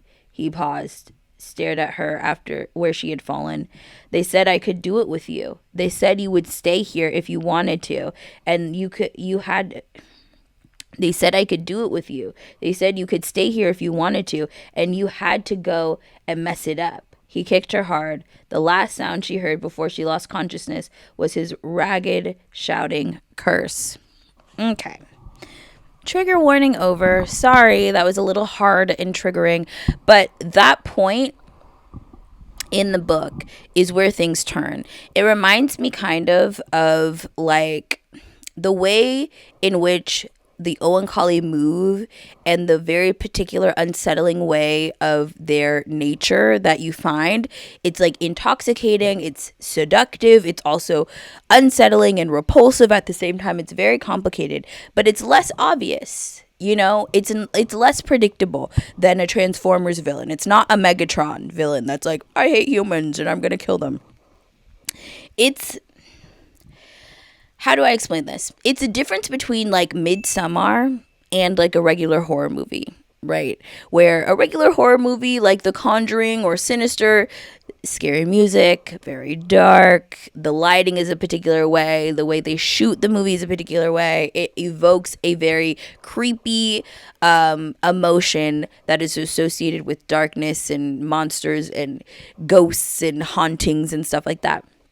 With Midsommar, though, and he talked about this when he was, creating the film and doing interviews. They deliberately made sure that it was extremely bright and light out. The scenery of Midsommar is beautiful, nature-filled, frolicky grasses, flowers everywhere, bright and sunny. You wouldn't think a bad thing would ever happen at that place, only to be revealed that the way that they exist on this place is quote-unquote a bad thing. The cult antics, the murder, all of these things happen in like daylight pretty much. And I think that the way in which the Owen Collie move as the colonizer is similar to that kind of juxtaposition of having a horror movie in sunlight versus a horror movie in like, some cabin in the woods or something like that. Paul Titus is, again, like I said, this is a defining moment in the start of the book where you just spent 100 pages kind of getting to know their traditions, their culture, their vibe, what the ship is like, what the food is like, what the people are like, what the personalities are like. And then you realize that, oh, you don't even know half the story. You could have 16,000 kids that are being kept in stasis because they are very clinically looking at this situation. They see you as a means to an end. Even though they're saying this is a trade, they are in control of the trade. They want to remain in control of the trade. And you have no idea of the depths of the trade that they've been doing while you've been asleep. You don't know what they've done with your body. You don't know if you've birthed 10, 15 kids. You don't know unless they tell you. And you realize then that so much of your perception of the Owen Collie is based on what they're presenting to you specifically, not what they're doing, not what they're not telling you. And I think this kind of betrayal, specifically with Lilith, is a tough one to swallow, as something that I don't think she ever gets over, because she felt connected to the Owen Collie up until this point and trusted them and thought that they were telling her the truth. And they just weren't telling her everything. And I think this level of betrayal is like indicative of like what I would imagine a colonized person, like a Native American person who signed a treaty with these white men who brought them like alcohol or something and thought we were friends, we were this. I think a good example is in King Leopold's Ghost, which is a nonfiction book about the King Leopold's colonization of the Congo.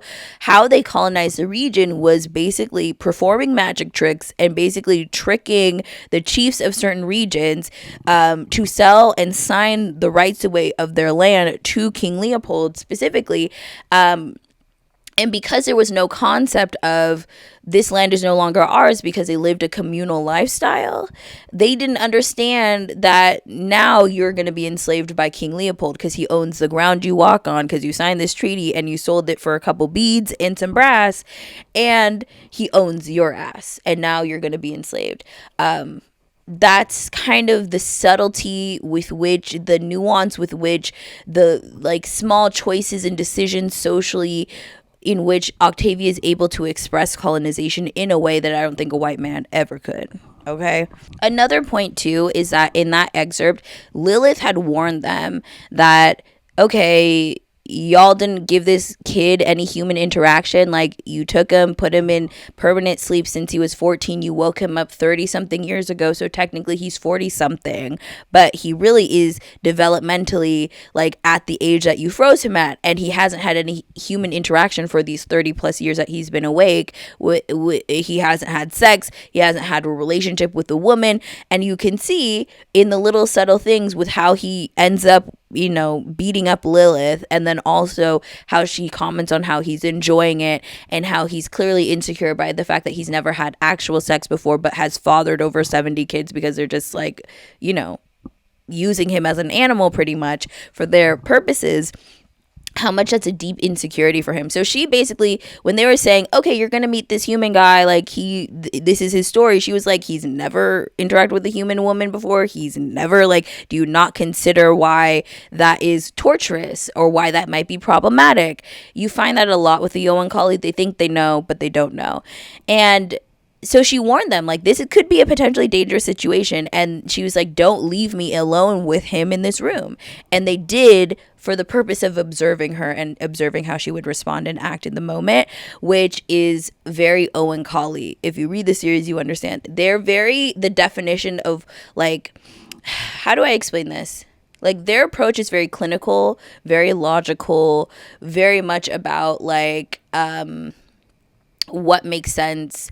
And I think that's an expression of white supremacy, an ability to show restraint, to show control, to show emotional distancing, and all of that kind of stuff is so Owen Colley coded, so white supremacy coded, because so much about how you express white supremacy is about control and controlling your emotions and controlling how you view things and wanting to be civil and logical and, you know, have everything make sense in this very specific way.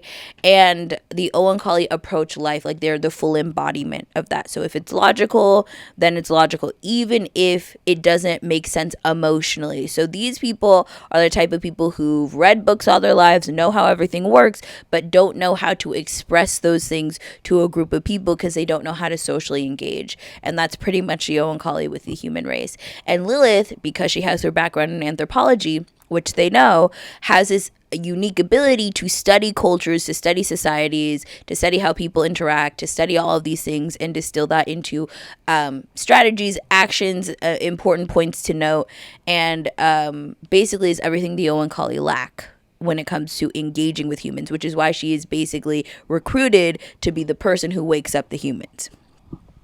Okay, I think that Paul Titus thing also points to, like, kind of like a, like, incel-y kind of thing. The fact that this was written in 1987 is really interesting, considering Gamergate and all the bullshit we've been dealing with incels and the 4chan people for, you know, our politics for the last however long. But I think she's pointing to kind of that surplus male concept in this a little bit when it comes to how Paul Titus, like, engages. Okay. As Lilith is trained and enhanced by the Owen Colley, she becomes physically stronger and more capable, but also increasingly alienated from other humans who view her as a collaborator. When she awakens, groups of survivors' conflict erupts. Humans resist what they perceive as violation and loss of autonomy, while the Owen Colley insists that this transformation is necessary for survival, which it isn't. Right? It's their definition of survival. They want humans to survive and breed with them selfishly because that's how they can continue to survive. Their definition of survival is very specific. What they are assuming is that humans are so intelligent and hierarchical that they will, if they leave them to their own devices, they will have another nuclear war. And I guess the point that Octavia Butler is arguing is, whose place is it to decide what happens and what survival is and what it looks like for an entire other species? And I think that's a fucking good question. I think also you see the dynamic of the plantation when it comes to Lilith and her enhancements, and how certain privileges that are maybe seen as privileges or whatever, depending on who's looking at them, give her more proximity to the oppressor, which makes her an unsafe person. And the humans automatically associate her with what has happened to them, the alien abduction, all of that, because she has been enhanced and put in a position to take most of the blame, you know, for what's going on with the human race, more than the Owen Colley, which I think was manipulative as fuck. The world of Dawn is not built on war or conquest, but a biological colonization and forced evolution. Power operates through the body, through reproduction, genetics, and control over life itself. The novel rejects clear morality. The Owen Colley are not villains in everyone's perception, but their actions are deeply, deeply unsettling. At its core, Dawn asks whether survival is worth it if it requires becoming something fundamentally different, and who gets to make the decision. Now let's get into Michael Bay, aka Transformers 1, the best Transformers movie out of the trilogy. Okay, so Transformers 1 was created and released in 2007. It introduces a long-standing intergalactic war between two factions of sentient robots from the planet Cybertron, the Autobots and the Decepticons. Their conflict centers around the Allspark, a powerful cube capable of creating life and restoring their species. When the Allspark is lost on Earth, the planet becomes a new battleground for their war. The story follows Sam Witwicky, an ordinary teenager who unknowingly possesses information tied to the Allsparks location. As the Decepticons begin attacking human infrastructure to retrieve it, the Autobots arrive on Earth to protect both humanity and the artifact. The U.S. military plays a major role in resisting the Decepticons, working alongside the Autobots to prevent global destruction. Okay, so as I said, this is by far my favorite Transformers movie. Of course, the jokes, some of them still hit, and Megan Fox is extremely sexy. I will confirm that. But early on in the movie, you start seeing exactly what it's kind of alluding to in the introduction to Michael Bay's, very specific type of heroism. And basically, through the story, you see Sam, who's this kind of nerdy dude, whose basically only goal is to get good grades so he can get a car so that he can, get babes specifically, but not specifically Megan Fox. He's doing very high school specific things, and he's trying to present as a, alpha male, but he's really a beta male. He's kind of awkward. He's not the coolest. He's not the most buff. He's not the football guy. In fact, it alludes to the fact that he tried to try out for the football team and got completely demolished. And you kind of see this framework of the nice guy finishes last, or the beta male, or whatever. These tropes that come to fruition in the timeline we're living in now, with the red pill and the manosphere and looks maxing and not wanting to be a beta cuck bitch and wanting to be an alpha male and project masculinity with every step that you take. So it's interesting that this movie was co-written by the Department of Defense, and they're framing this very particular, very specific type of nerdy, nice guy finish last type of trope, who becomes the hero. He becomes a hero. He has sex with the sexy ass girl that he would have never otherwise been able to connect with without this whole drama. And of course, he saves the world as a side plot, which is crazy. This is marketing. And again, referencing King Leopold's Ghost, I was reading that at the real start of a lot of the ramping up of the ICE raids, the ICE commercials that we are seeing, conversations about the signing bonuses and all of the ICE trainings that people were discussing, and all of this and all of that, right? And I made the comparison then that I'm making now, which is this branding of you can be a nice guy and you can save the world and you can get the girl and you can live the life and you can get the riches, is a fantasy that's been dangled in front of men who feel emasculated by their position in society since the beginning of time. These are surplus males. These are the men that live a very difficult life due to the imprisonment of patriarchy and masculinity that is created in this very patriarchal society that we live in. And because they're feeling crushed by that, they're easily able to be advertised to do things for empire. That anger, that frustration, that feeling of being overlooked, a feeling of not being good enough, not having enough money, not being attractive enough, gets massaged out and channeled to the specific colonization efforts that the government at large wants them to do, whether that is joining the army, whether that is joining ICE, or in the case of King Leopold's Ghost, going to the Congo to oversee the genocide and the extraction of the rubber in the Congo. They advertise to these specific types of men the exact same way. You can get the money, you can get the girl, you can save the world and be a hero. These are three tropes that in patriarchal societies really speak to a certain type of man, which is why I think generation after generation, this specific type of man continues to exist. The film frames alien contact entirely through a war and alliance. The Transformers are divided into good versus evil, which is convenient. The humans are positioned as worth protecting, even if they are largely powerless compared to the scale of the conflict. Technology, weapons, and military coordination dominate the narrative, with large-scale destruction serving as both spectacle and stakes. I think this is something that I noticed right away watching the movies, because obviously Avatar does this as well. But the scale of the physical destruction destruction of, you know, the society that they're attacking, whether it be the Na'vi and on Pandora, and or the Transformers just completely demolishing cities to get like a cube.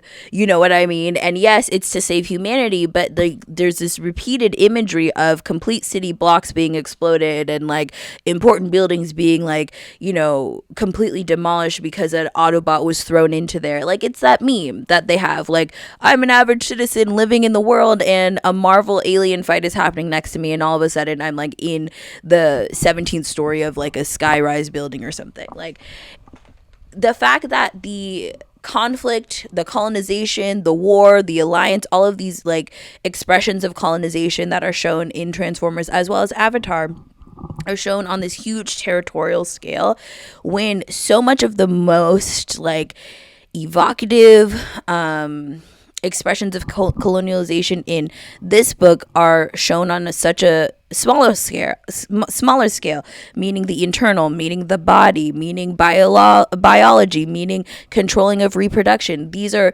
effectively small scale but massive scale things when it comes to the conversation of colonization, controlling who can breed with who can have what kind of child, and all of that kind of thing, which is obviously related to colonization in a very deep and intimate way. But in a way, that is the destruction of the human race, which is the point of the book, which is how colonization is showing up. It's not so much that Earth is there, or like, you know, Earth was, you know, bombed, and they, you know, because at the end of the day, they could have left Earth the way it was and took the humans and just took them, you know, and let them be on the ship. But the point is to create a new species. So they had to put life into Earth, invest into Earth, grow more things onto Earth, rehab Earth so it was functional for human life, so that they can continue out what the full extent of the trade is, which is controlling who is able to give birth to who and what. And they are in control of that. The destruction of the human race is the colonization here, whereas the colonization in Transformers, specifically this movie, as well as Avatar, is the physical space and like the controlling of territory. It's much bigger and more grandiose and more violent and more physical than this. But this, to me, is 100 times more unsettling, more frightening, and more effective. I find this expression of the conflict of colonization to be very masculine, loud, messy, and destructive and aggressive, which I think goes to show how the identity of a black woman, the descendant of chattel slavery, who did not have control over her biology and her breeding, you know, is talking about colonization versus white men are talking about colonization in this very like destructive specific way. Unlike more introspective sci-fis, Transformers does not question humanity's nature or right to survive. Instead, it reinforces a worldview where survival is achieved through strength, loyalty, and strategic partnerships. The presence of the military and its heroic portrayal grounds the story in a familiar structure of defense against invasion. In this universe, colonization is framed as a threat from the outside, something to be fought off and not examined. This is where I want to point out my Cold War take, especially in this first movie. There's a moment in the big fight towards the end, because that fight lasted way too fucking long. All of the fights and the explosions, it's like, can we wrap it up? But basically, the Allspark is dropped and it sends like this shockwave throughout like the city, and any electronic device is turned into a Decepticon essentially and starts attacking people and, you know, whatever. To me, that signifies sleeper agents, which is a concept that was like really awakened during the Cold War. This fear that there's a bunch of like Russian agents that are sleeper agents that can be activated and kind of take down the United States from within, kind of thing. And I feel like the fact that the point of that whole expression was that even the phone that you use all the time, these electronic devices that you're depending on, could turn on you at any second, is similar to what the sleeper agent and the fear of the sleeper agent embedding itself in the United States could be. It could be your teacher, your best friend, your dad can turn on you and turn on the American ideals because they're working as a Russian asset or whatever. So I kind of felt like there was like a little bit of comparison there in terms of like how how they're expressing this specific kind of danger. Like, your phone can attack you and kill you. Like, you know. James Cameron, aka the first Avatar movie that came out in 2009. Okay. Avatar is set in the mid-22nd century on Pandora, a lush alien moon inhabited by the Na'vi, an indigenous humanoid species deeply connected to their environment through a biological and spiritual network. Humans arrive on Pandora to mine a valuable resource called unobtainium, which lies beneath the Na'vi land. To facilitate interaction, scientists create avatars, genetically engineered Na'vi bodies that humans can remotely control. Okay. First things first. Immediately, as soon as I watched and turned on this movie, I said, get out, get out. Like, the concept of the colonizer inhabiting the colonized body is so get out coded. Like, I was like, get out, get out. That's the first thing. The other thing that I want to highlight too is the last sentence of what I just read. To facilitate interaction, scientists create avatars, genetically engineered Na'vi bodies that humans can remotely control. This is a part that I was kind of alluding to before as to why I think Avatar gets the more woke rap than Transformers, and I don't think that's necessarily true. In this movie, there are the good people who are a part of the establishment, and then there are the bad people. In this movie, military bad, kind of, pretty much. In Transformers, military good. So in this movie, you have the evil marine guy that is the evil guy in all three movies.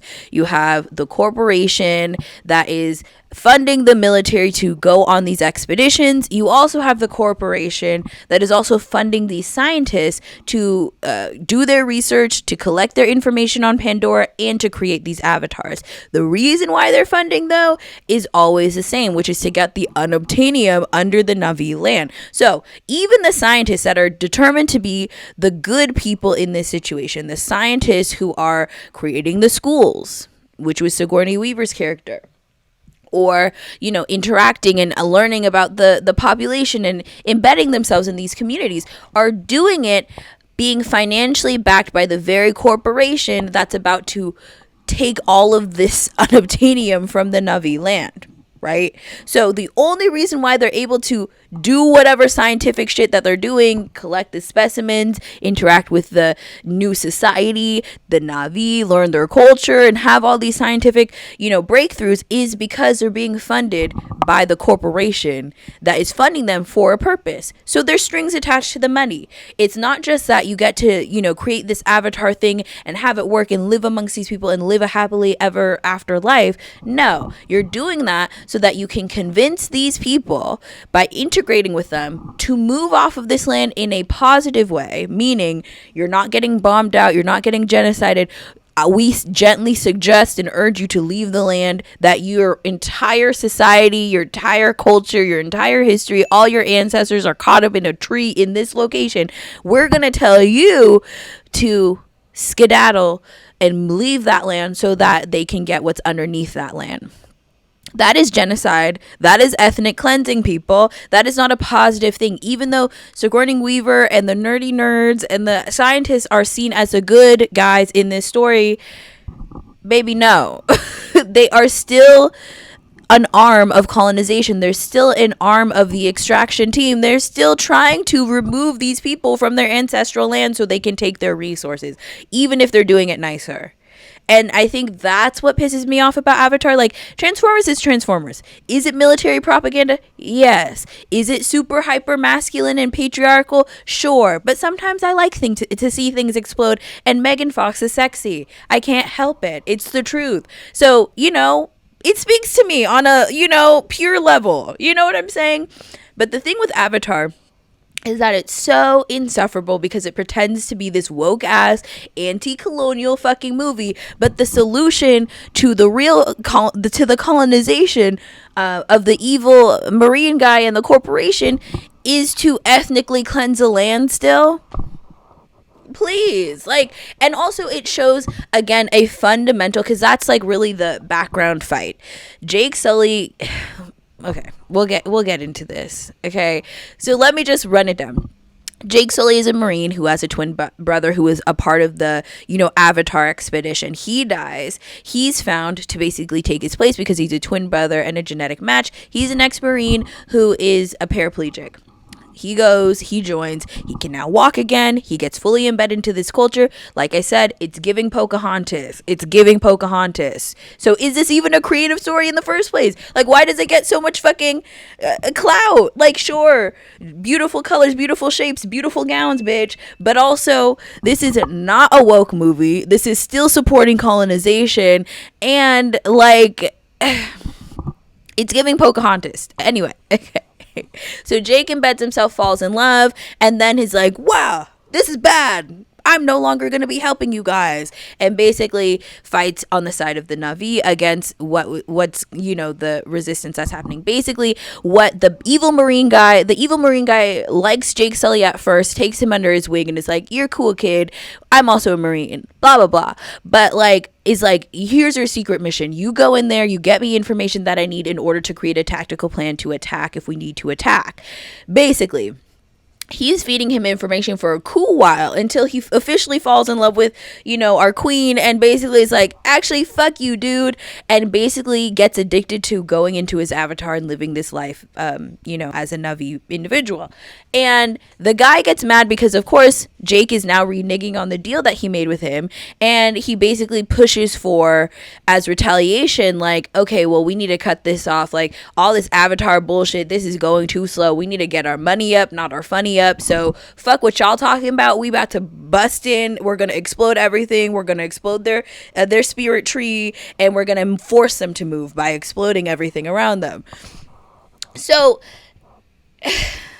like, as much as they try to frame Jake as a hero, I can't help but see him as this evil fucking selfish fucking villain. Because for love, he put and destroyed an entire community, an entire group of people. And yeah, he helps fight with them, but it's all selfishly because he fell in love and found the value of the indigenous person. Instead of just looking at this species and saying they have the autonomy to live on whatever land they want, to have whatever traditions they want, to sit on the unobtainium and not mine it, or to mine it for their own situation. We have no right to tell them what to do, and I should not be feeding you information that I'm getting by pretending to really be one of them, and feeding you information so that you can come in on the back end on the sly to take their resources. And you fucking scientists are no better, because the only reason why this is getting funded is because you're working in conjunction with the colonizer capitalists who are spreading terror on these groups of people. So no, Jake Sully isn't a hero, and no, Sigourney Weaver isn't a hero, and no, none of the scientists are fucking heroes. They're just advocating for a quote unquote less intense or extreme version of genocide, which is ethnic cleansing.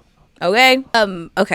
Also, a clear distinction in both Octavia Butler, to some extent, and Transformers, is that we are the human species and they are the aliens. In this movie, humans are the aliens, so we're infiltrating their world, going to Pandora and infiltrating their lifestyle. Humans are the aliens combined with the Get Out similarities makes for a specific judgment to be made about the human race and its morality. Questions that do not come up at all in Transformers, because the human side, the military side, is unquestioningly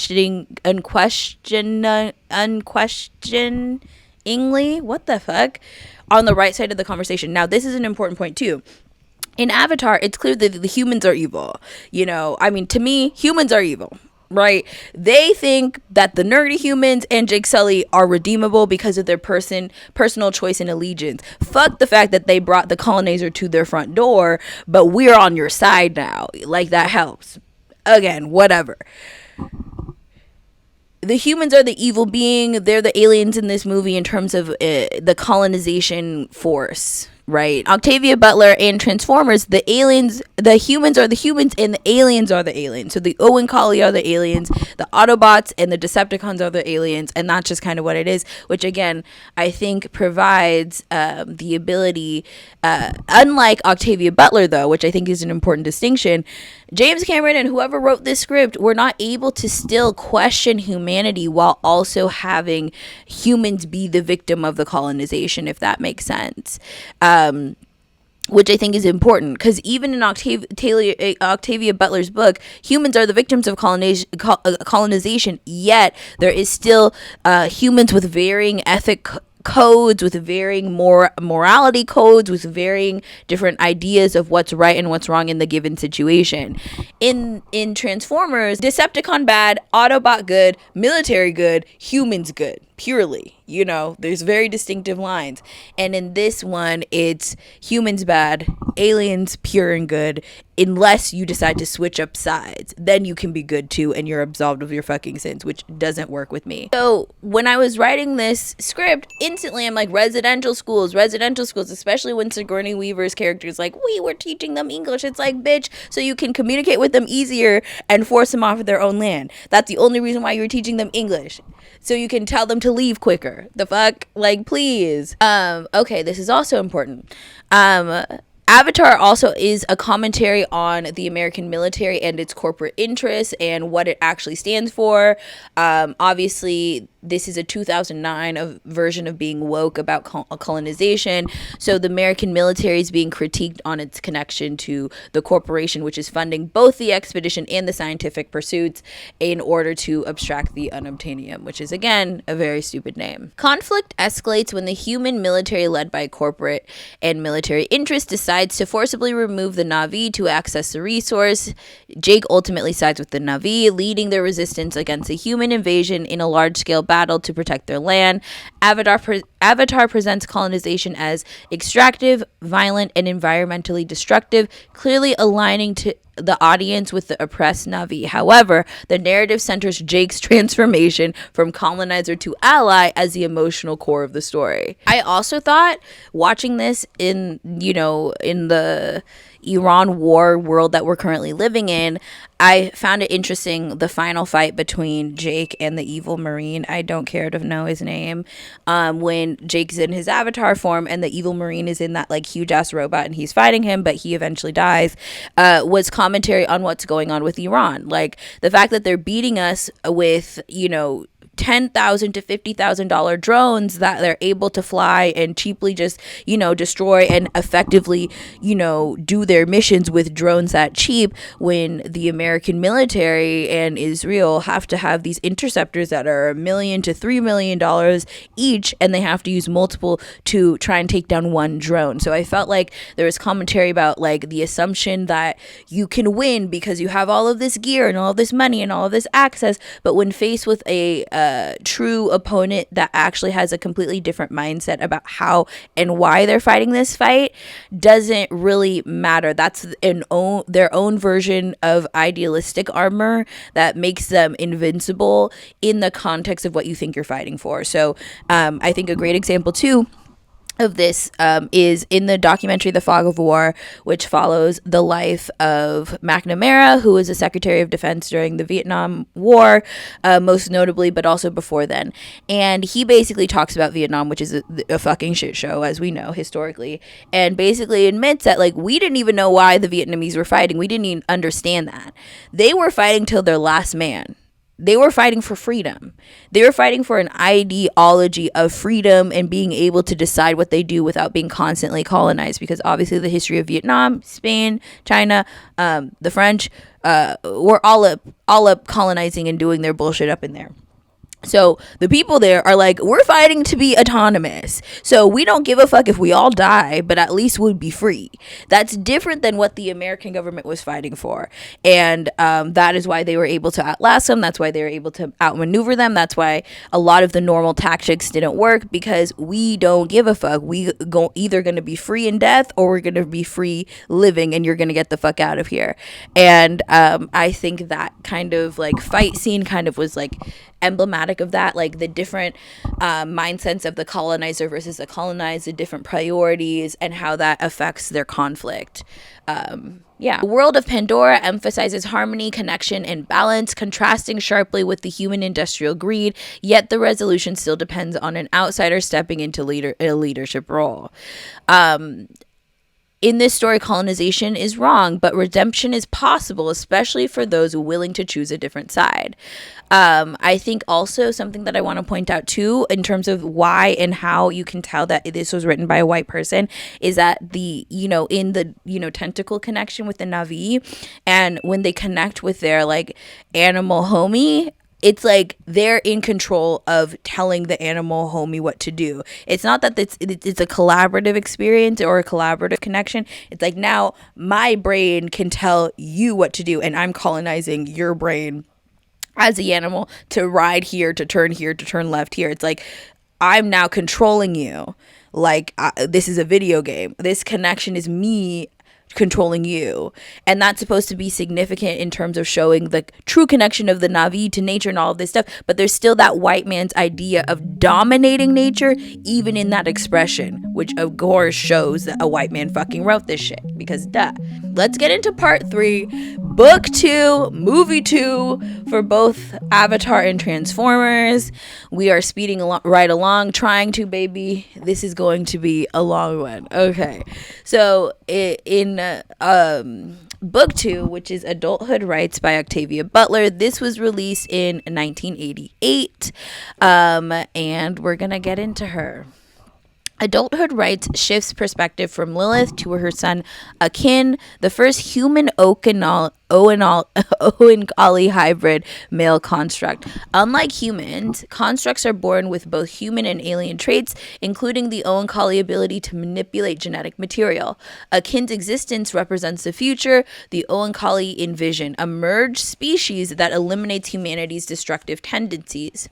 In these books, again, I want to highlight the fact that this is a generational story. So this covers Akin, and then it covers Jodas, who is, because Lilith is so old and still producing kids, these two are from a different generation, and it kind of shows how the effects of colonization continue to affect you ever since the first contact with colonization. It's not a war to be won. It's not a moment in time.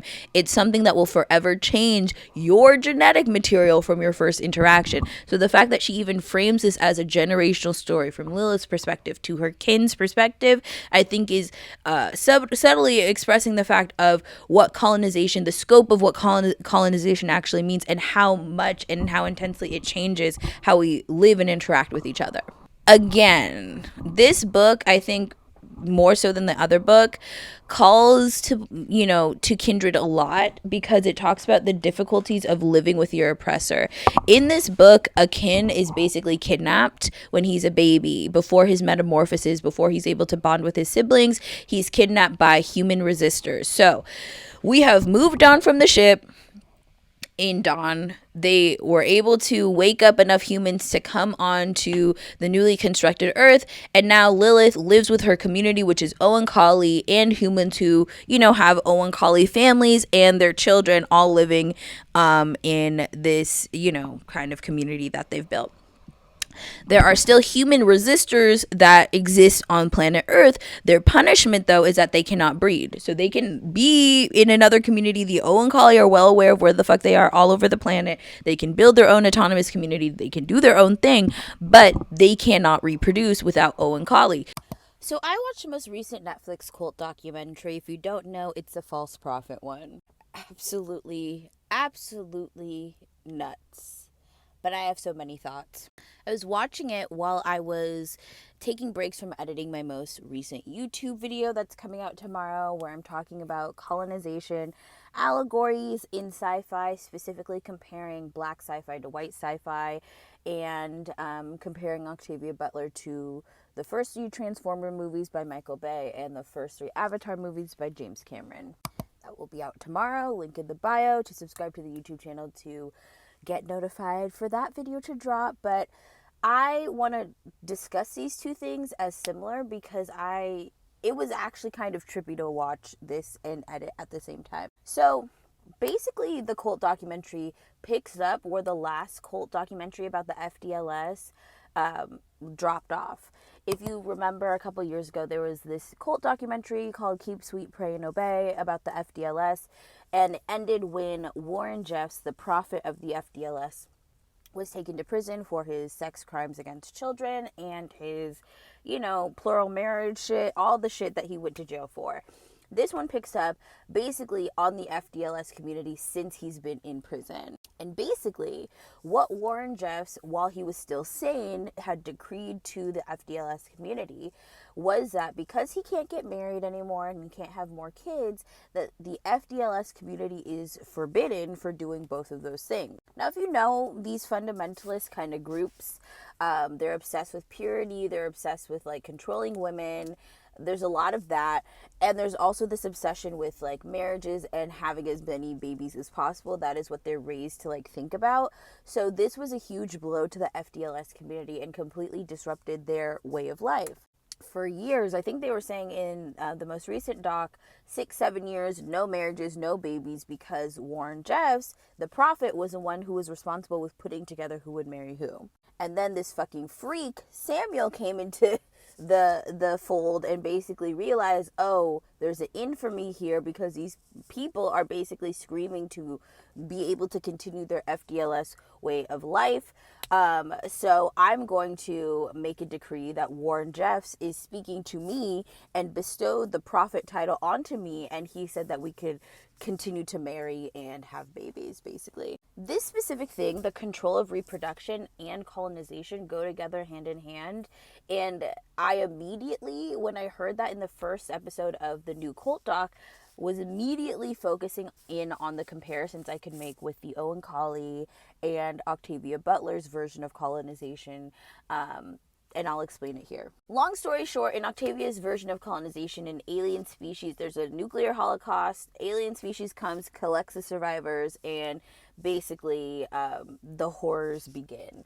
But one of the first things that the aliens do is control how humans can reproduce. The goal is to force humans into a relationship with the Owen Collie so they can breed the next species together. So what they do is they give humans the ability to live a longer life. They clear a lot of the health problems that a lot of them had, heal them, and also tamper with their ability to have children, point blank period. If they aren't having sex with the Owen Collie person being involved with them, then they cannot reproduce. And if you do decide to enter a relationship with one of the Owen Collie Uloi, if you know, you know, and you bond with them, then you can no longer your body repels human touch in that physical way, and the only place you can touch another human is on their hair or their nails, which is already considered like dead cells or whatever. This specific connection led me down this rabbit hole of how we see this specific form of domination show itself in all these different aspects of our life.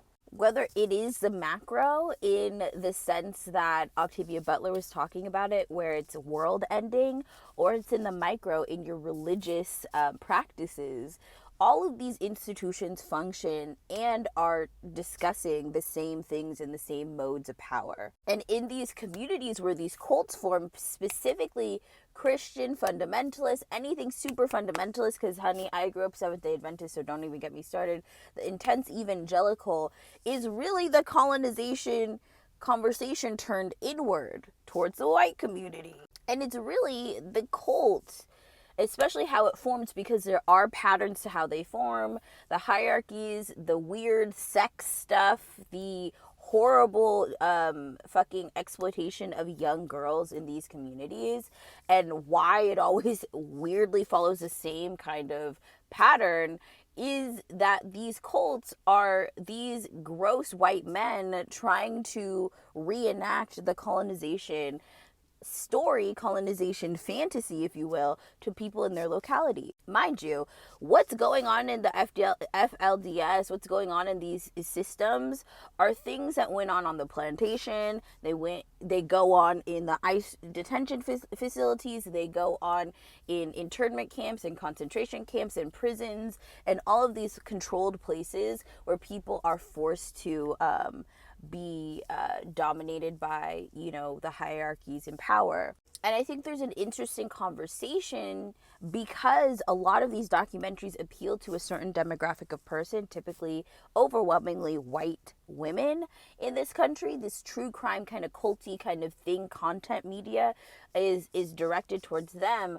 But I feel like they feel so disconnected because the cult itself to them as they're consuming the media is so kooky that they can't even imagine how this is really a documentary about your life and how you're dominated via colonization, via all of these things within this society while you're being sold dreams and lies about how you are also in control of this situation. Unfortunately, I feel like they can't see themselves in these stories enough. Especially with how the brain and our society has socialized a lot of white women to consume true crime media, that they don't see these stories, these individual stories, as real documentaries, real stories, like a mirror being held up to their life for the most part. I don't know. Tell me what you think about that. I have my thoughts about it. But yeah, anyway, a YouTube video coming out tomorrow. Very excited about that. Stay tuned for that. Love you all. Mwah, mwah, mwah. So they are living these lives. They're resisting, but they can't reproduce. So now they're just genetically altered to be extremely old without any children in their communities. So when they see a kin is described as looking like a human baby, which is rare because usually the constructs have both alien traits and human traits. And for him, his only alien trait is that his tongue is gray. So he looks pretty much like a human, and that he can talk and all of this stuff, but you know what I'm saying. But he looks like a human baby. So the resistors see him and take him so that they can go to resistor camps around, where they are and sell him and hopefully get money for him. So that's kind of the story and the journey. So you see a kin get kidnapped, then you get to see him with his oppressors who kidnap him. Then you see him with a group of landing at a resistor community where he lives with them for a really long time. And it's important to say the Oankali know exactly where he is, and even as distressed as he is, they don't rescue him because they're trying to study the interactions between the humans and the Oankali construct. Anyway, sorry, back to the connection to kindred. The idea of living amongst your oppressors, the concept of a mixed baby, all of these things are kind of like in this book in terms of the truth of what a family dynamic is like on a plantation, and being an outsider looking in, because Dana is time traveling from the future. So understanding the different dynamics and what that means to live right under the nose of your oppressor. So this is happening in multiple ways. You have obviously Lilith and the humans that live in their community that's mixed with the Oankali, and they decided to fully submit to the will of the Oankali, allow humanity to be transformed through them, reproduce with the Oankali, and create these constructs. So that's one version of living with your oppressor, kind of going along to get along. Maybe you have certain privileges. In this case, you have access to the fact that the Oankali can heal almost every disease. If you get hurt, they can fix you. They can produce food. They can do a bunch of stuff. And obviously you can have earth-shatteringly, so it seems, orgasms with them, because apparently they're very freaky and they're good at sex. And that's a part of the whole conversation as well. The seductive part. To me, that reads like the people who, the people on the plantation, or the slaves on the plantation, who kind of are like, okay, well, if I just keep my head down and if I just follow master's rules and stuff like that, I will be able to live a decent life. In that dynamic, though, the understanding on the slave plantation is that master doesn't care about you and doesn't think of you as a human being. So you consider yourself a human being, you consider them a human being, and you're trying to respect the rules so you don't have to get beat and get whipped and step out of line. But those rules are subjective based on what they want at the time, and if they don't see you as a human being, They don't give a fuck if they hurt you. So if you even do the rules, they might fuck you up based on how they're feeling that day. And I think that in this case, with the people who've decided to live with the Oankali, they still don't know the full scope of what the Oankali plan to do. They still are being lied to by omission. There's still things that are kept from them in a lot of ways. And you see Lilith really struggle with that, particularly because the Oankali are the people that are telling her to kind of like lay back with trying to find a kin, because they're getting information from a kin about the resistor camps and all of these things, and hopefully to convince more humans to fuck them, basically, which is scary. I think also you have like the resistor groups who in Dawn you're annoyed at because you love Lilith and you want her to be successful, and they're like really mean and terrible to her. But in this book you fucking get, because it's like, okay, so you woke me up, you want to fuck me, you're drugging me to try and fuck me and make me have your baby. I don't want to do none of that. I want to live on my own and decide what I want to do, and my punishment for that is that you're taking away my ability to reproduce and live autonomously without my choice, without my consent. So you truly get, because a kin is with the humans most of the book, you get the perspective of the resistors, and you're kind of like, oh, hold up. They're giving like maroons. They're giving like the enslaved people that jumped off the ship and died for instead of being enslaved. Like, they're giving resistors. So it kind of changes the perspective of what you think about the humans that aren't going along to get along, and it makes you question yourself a little bit, because you're kind of like, yeah, like, why did I hate you so much? Because honestly, the core principle is that you are fighting for your own autonomy, which is something I fucking support.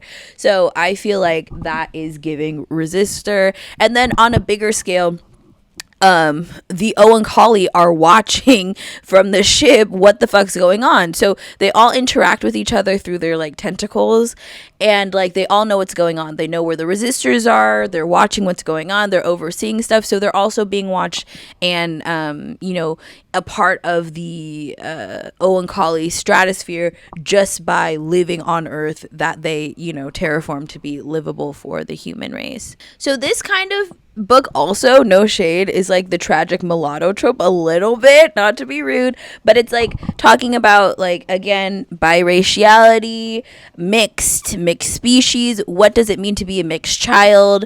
What traditions does a mixed child take in? What does it not? Is a mixed child culturally black or whatever? Obviously, on the slave plantation, if you were born by a black woman, you will forever be a slave. That is part of how race was dispensed in American society. In this book, though, it's the fact that the people who are able to have kids are being awarded with the ability to have kids because they've submitted to what the Oankali want them to do, correct? So their kids are mixed, and they're raising them within the confines of what the Oankali deem to be important and valuable, because they're living within community with the Oankali and making sure their vision of colonization gets completed to fruition, if that makes sense. So the point of this book is that Akin is both human and Oankali, and he's been purposely shielded from the humans in order to preserve the control the Oankali can have about his potential and shaping what he does and how he views the world and how he views other humans, blah blah blah. But when he's kidnapped and taken in by this resistor colony, he realizes that humans aren't this scary, crazy thing that can't be controlled and all of this stuff. They are just fighting for very real things, and they have their own cultures and their own traditions, and they're not just like evil, scary people who are just like unwilling and just ridiculous to not see the pure benefit of living with Oankali. They have their own perceptions of that. So through that experience, Akin is able to then come back to his family after they're basically done having him gain research and recon on the resistor communities for them. They show up, come get him, and even though to great personal effect, this like mission that he's been on since he was like a baby had a lot of information.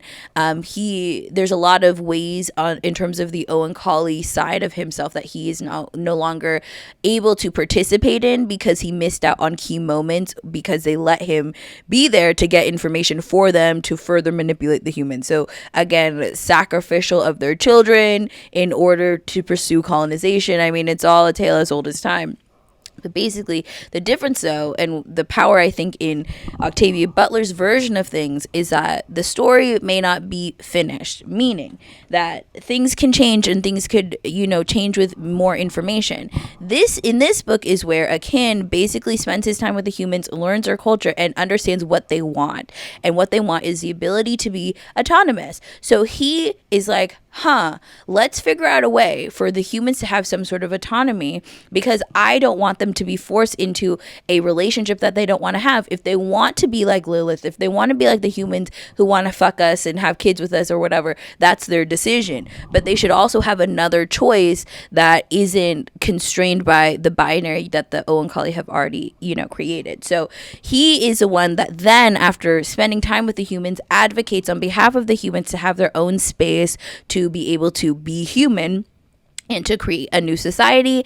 And that's when the colonization of Mars is basically floated and approved. And basically, again, what I like is that nothing is fixed. With new information, things change. So even if the initial concept was that humans who don't fuck with us can't have kids, now through experience, through knowledge, through what Akin was able to get in terms of his personal connection with the human side of himself and the resistors, he was able to advocate for them to be able to have some sort of self-autonomy based on their own choice.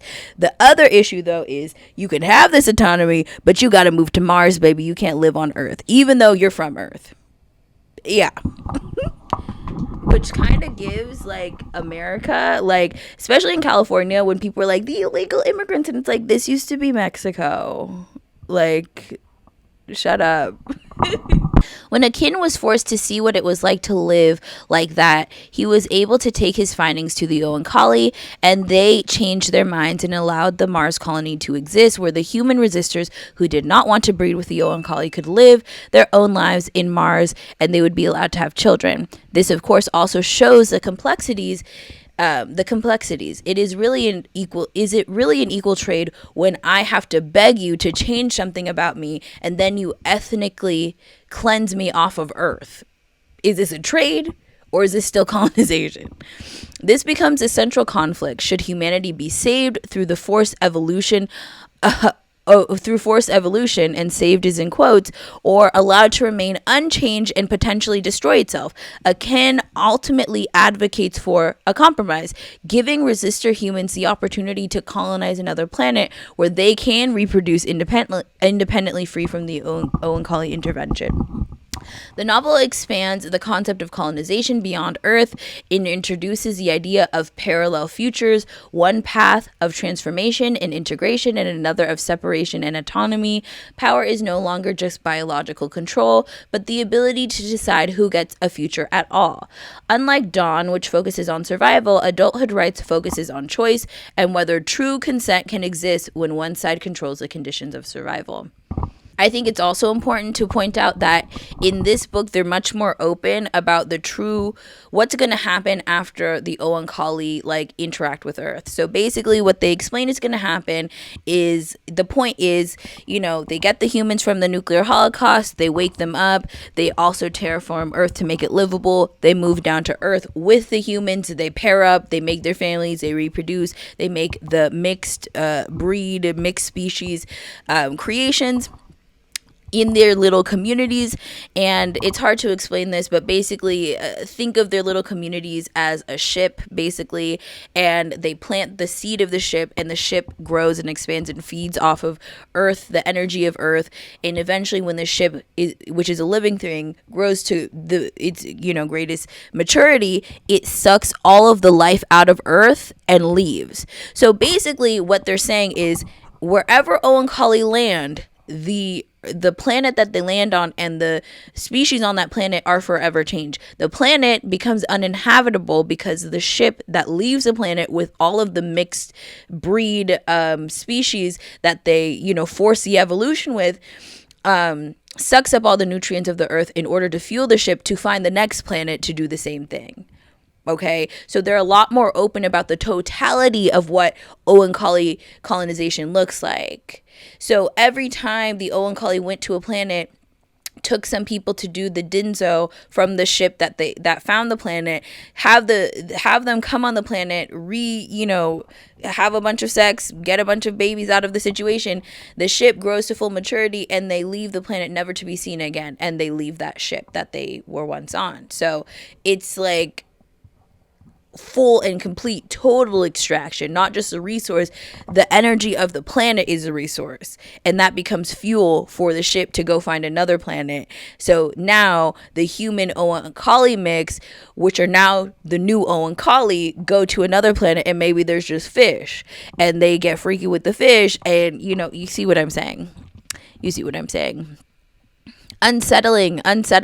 So again, it frames colonization as something that, okay, maybe we get to a place where we kind of are cool, we know the rules, we get along, we vibe, but at the end of the day, at the core principle of it, the point is total extraction for the purpose of self-preservation. So it's not going to ever go back to how it was, and it might go back to a worse state than it ever could have been thought to be. Transformers 2, 2009. This came out the same year as Avatar came out. Okay. This one was still okay, but I didn't love it the most. The second Transformers film expands the scale of conflict, deepening the mythology of the Transformers' origins. It introduces a concept of the Primes, ancient Transformers who created a machine capable of harvesting energy from the stars. At the cost of destroying entire planets, this revelation reframes the war as part of a much older cycle of resource extraction and survival. It also points to the fact that humans, indigenous people all over the globe had some interaction with the Autobots and learned from them and stuff like that. So there's like this like very kind of right-wing History Channel read on indigenous communities where like they couldn't possibly have found out the technologies to do that. They were contacted by fucking aliens that taught them how to do that. They couldn't come up with it themselves. That whole thing.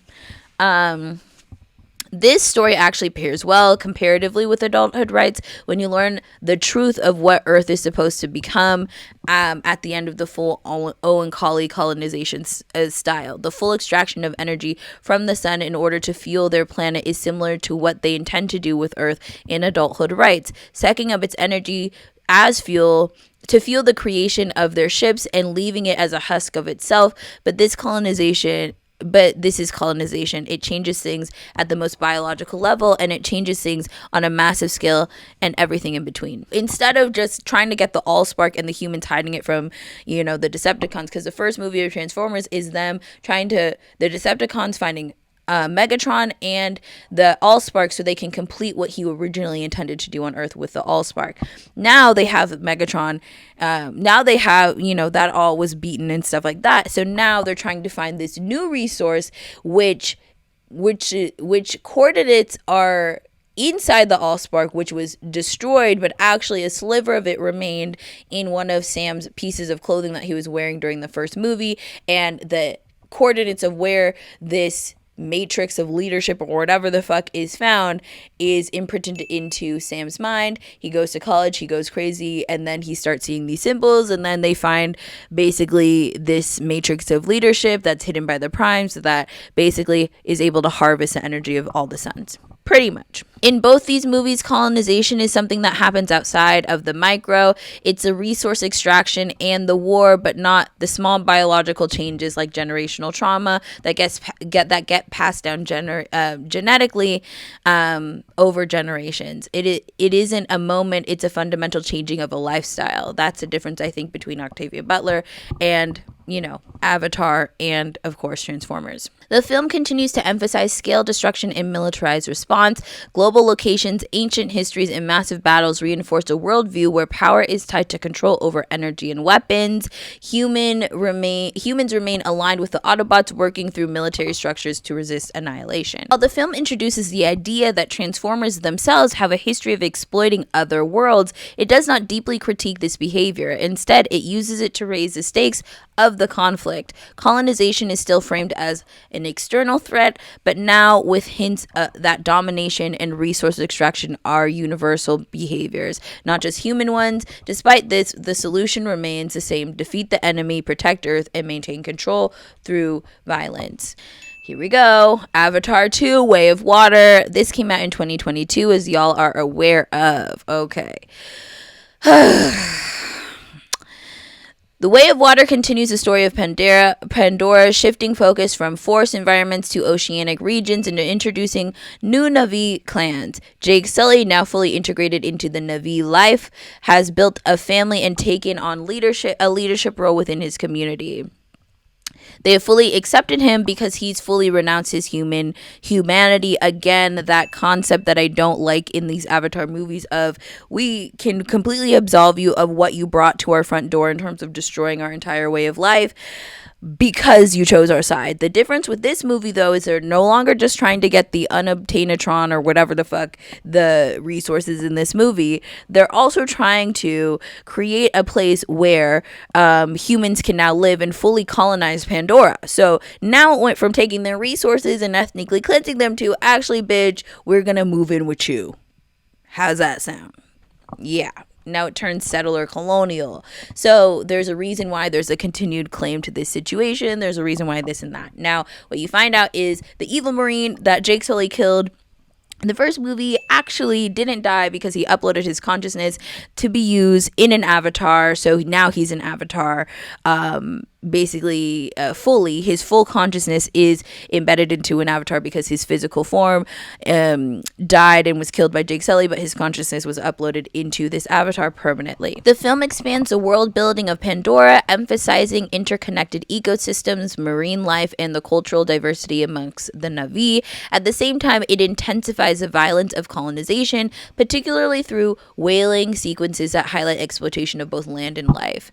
Jake's role evolves from outsider to protector, but the narrative still centers his perspective and leadership. His family becomes the emotional core, grounding the larger conflict in personal stakes. So basically, this guy's consciousness is uploaded into an avatar, and he has a vendetta against Jake Sully as well as the corporation because he was able to beat them back the first movie. So they're trying to hunt him down. What he knows this, so he basically convinces his family to move to this ocean region where, you know, completely different clan of Na'vi. They take him in, take his family in, they get embedded into their culture, they learn more about, you know, the ocean, again, the way of water, the kids fall in love, all of these things happen, but of course, because Jake is there, the fucking colonizer is close behind because they're trying to find him. So him being there and them harboring him basically negatively affect their community because they are coming. They're just now not just destroying the community that he originally infiltrated. He's now destroying the clans around the fucking ocean. So he's like a cancer that continues to bring destruction in his wake. And this is kind of what you see. So this is why the concept of I'm no longer a colonizer because I chose the right side annoys me, because it's what I constantly live through every day. The idea of good white people versus bad white people, which I do think is a true concept, but if you're not even attacking the systemic privileges that you have that are baked into the foundation of this society, you still are acting as a colonizer because you still benefit from the colonizer's system. You see me? You understand what I'm saying? So what bugs me is this, there's this like reification of this idea that if you choose personally the right side, you're no longer attached to the systemic domination of people of color or the indigenous people. You're no longer attached to your choices previous to this that may have been harmful to those communities. In fact, in Jake's case, he's continuously harmful because instead of saying I'm going to turn myself in and either kill this man or be killed or whatever and let my family live in peace and let these other communities live in peace because they're specifically only hunting for me because I fucking betrayed them because I had made a deal with them that I reneged on. Instead of that, it's turned into this story of how Drake is the leader of the resistance against the Sky People, and it's like, yeah, but he's why the Sky People are here, though. So why don't we just sell him down the river and be able to live our life the way it was? And now we can't because the Sky People actually want to be settler colonialists. So now we're stuck with the Sky People and also the destruction because Jake won't fucking give himself up. Colonization here is depicted as relentless and systemic, driven by the idea that humans will always seek new frontiers to exploit, which is true. However, resistance is framed through unity, cultural strength, and familial bonds. The film reinforces the anti-colonial message while continuing to rely on a central figure who bridges the both worlds, or aka brought the drama to their front door. Again, in this case, because he won't give himself up, his oldest son dies. And it's like, again, it's about how you interpret the situation, because I see why a lot of people are like, it's a good movie, it's anti-colonization and blah, blah, blah. Sure, I guess. But it's also like, when you think about it, they just want him. So if he gave himself up, his older son would have been alive. The Oceanic community wouldn't have been bombed to oblivion. Had he not agreed to work with them in the first place, they wouldn't be banished from the original place that they were. You feel me? So it's like, he ruins stuff and then fixes it, quote unquote, but actually you could have just not ruined it in the first place. That's just my idea of things. Okay, quickly moving into installment number 3, meaning book number 3 and movie number 3. This is, wow, we're speeding through. This is a long one, but I'm having a lot of fun. Okay. This is Imago. It was released by Octavia Butler, published in 1989. So we're gonna get into her. This is an interesting one. Imago completes a trilogy by introducing Jodas, the first Uli construct, a third gender being essential to the Oankali reproduction cycle. The Uli are neither male nor female. They mediate genetic exchange making them central to the creation of hybrid life. Jodas' existence represents the final stage of the Oankali human merger. As Jodas undergoes its transformation, it struggles with its identity and control. Its abilities are so powerful that it can manipulate living organisms at will, raising ethical questions about autonomy and consent. This is a big theme in this one. Jodas must learn restraint even as its very nature requires intimate biological interactions with others. This book is interesting. This is one of the tougher ones to get through, because the idea of consent and disability rights is all up and through this. There's a lot of ableist talking points. Essentially what happens in this book is Jodas is an Uloi or Uli, I don't know how it's like pronounced, but basically they are a third gender of Oankali that basically is part of the general Oankali family dynamic, and they are the ones that are mixing everyone's genetic material to create the constructs. They're essential to healing, they're essential to pleasure, they're essential to these things. And essentially, they bond with their human mates and are the ones facilitating the reproductive situation in their family dynamic. Basically, Jodas is a construct Uloi that has never been done before. So before, they had only had akin. So akin was just a mixture of being Oankali, regular Oankali, and human. With in Uloi, they are now holding being a construct, so they're a mixture between human and Oankali, but they're also in charge of mediating the basically genetic trade, which is a big deal and a very important thing that was only intended to be held by the Oankali. But now, because the main Uloi in our story gets lonely and accidentally creates a construct Uloi, a couple constructs Uloi, there's a whole other dynamic that happens. And because the Oankali on the ship are very stressed about what this would mean for their future in terms of, I think, really the control, because that very special position was only intentionally supposed to be held by an Oankali, a true Oankali species. Now you're mixing humanity with this very important position, and now they feel like it's unpredictable. They feel a lot of things. So essentially, either they're given two options by the Oankali, who kind of rule as a collective voting body. Either the family moves onto the ship so they can study Jodas and be like, okay, this is deemed safe or not, and in a controlled environment, or they can exile themselves from the community and live outside of like the norms or whatever, and kind of try and like assess the situation, take note of what Jodas does as he grows and as they grow and metamorphosize and stuff like that and mature. And if it's deemed safe, then they can convince them it's safe without having to go on the ship, but they have to exile themselves. It's a whole thing. This is very heavy on the consent thing, because you're seeing Jodas grow into a mature Uloi. And basically, I sound crazy saying this, but basically there's a lot of immature things that Jodas does that have long-lasting effects. I'm not really going to spoil the like gag of the book, but they're able to find human mates, which is a rare thing, but Jodas purposely doesn't tell the human mates about the reality of the connection with an Uloi. Basically, Jodas manipulates their partners to stay with them, even though it seems like they do enjoy being with Jodas. It's just that they also want the option to decide what they want to do with their life. So they completely bond with Jodas without Jodas warning them and saying, hey, when you bond with me, we can now not be apart. You have to be near me, or else it's extremely uncomfortable and extremely painful physically for all of us. Jodas purposely doesn't say that part so that the bonding can be completed, and now they will forever be bonded together. So there's conversations about consent, conversations about autonomy that continue to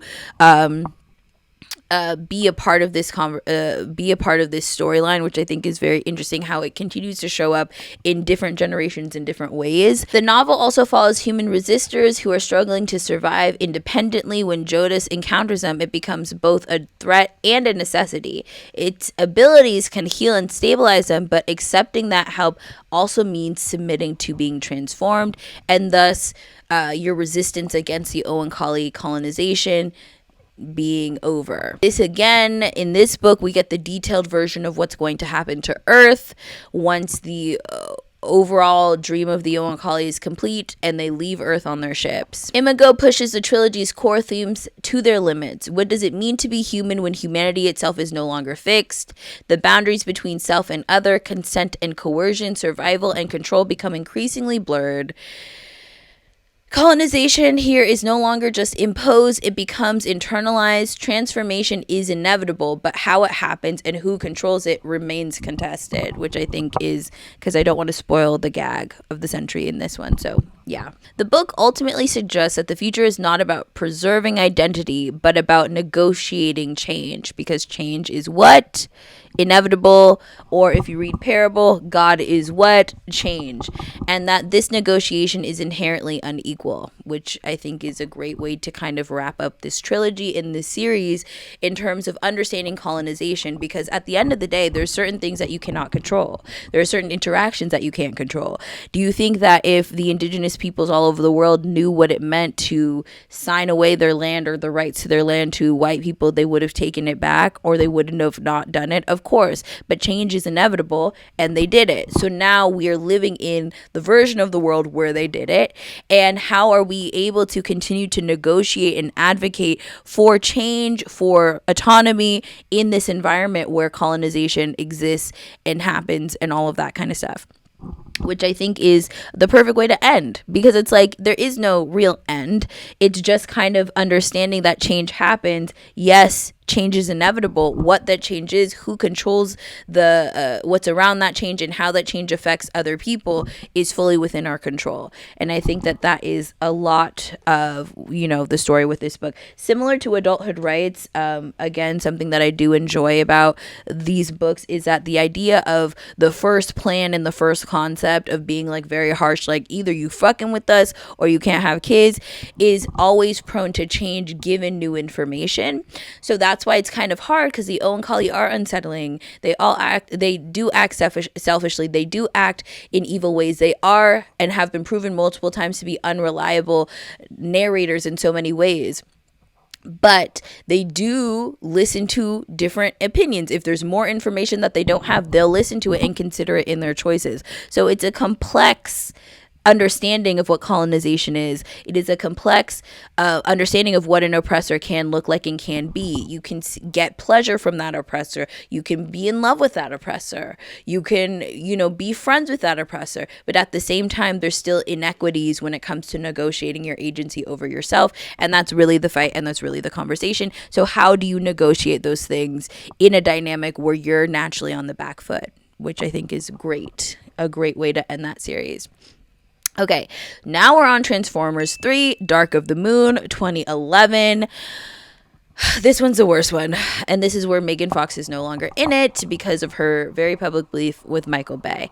So, Dark of the Moon ties the Transformers history directly to human history, revealing that a Cybertronian spacecraft crash landed on the moon during the 1960s space race. This positions human technological advancements as partially driven by hidden alien influence, blending Cold War history with sci-fi mythology.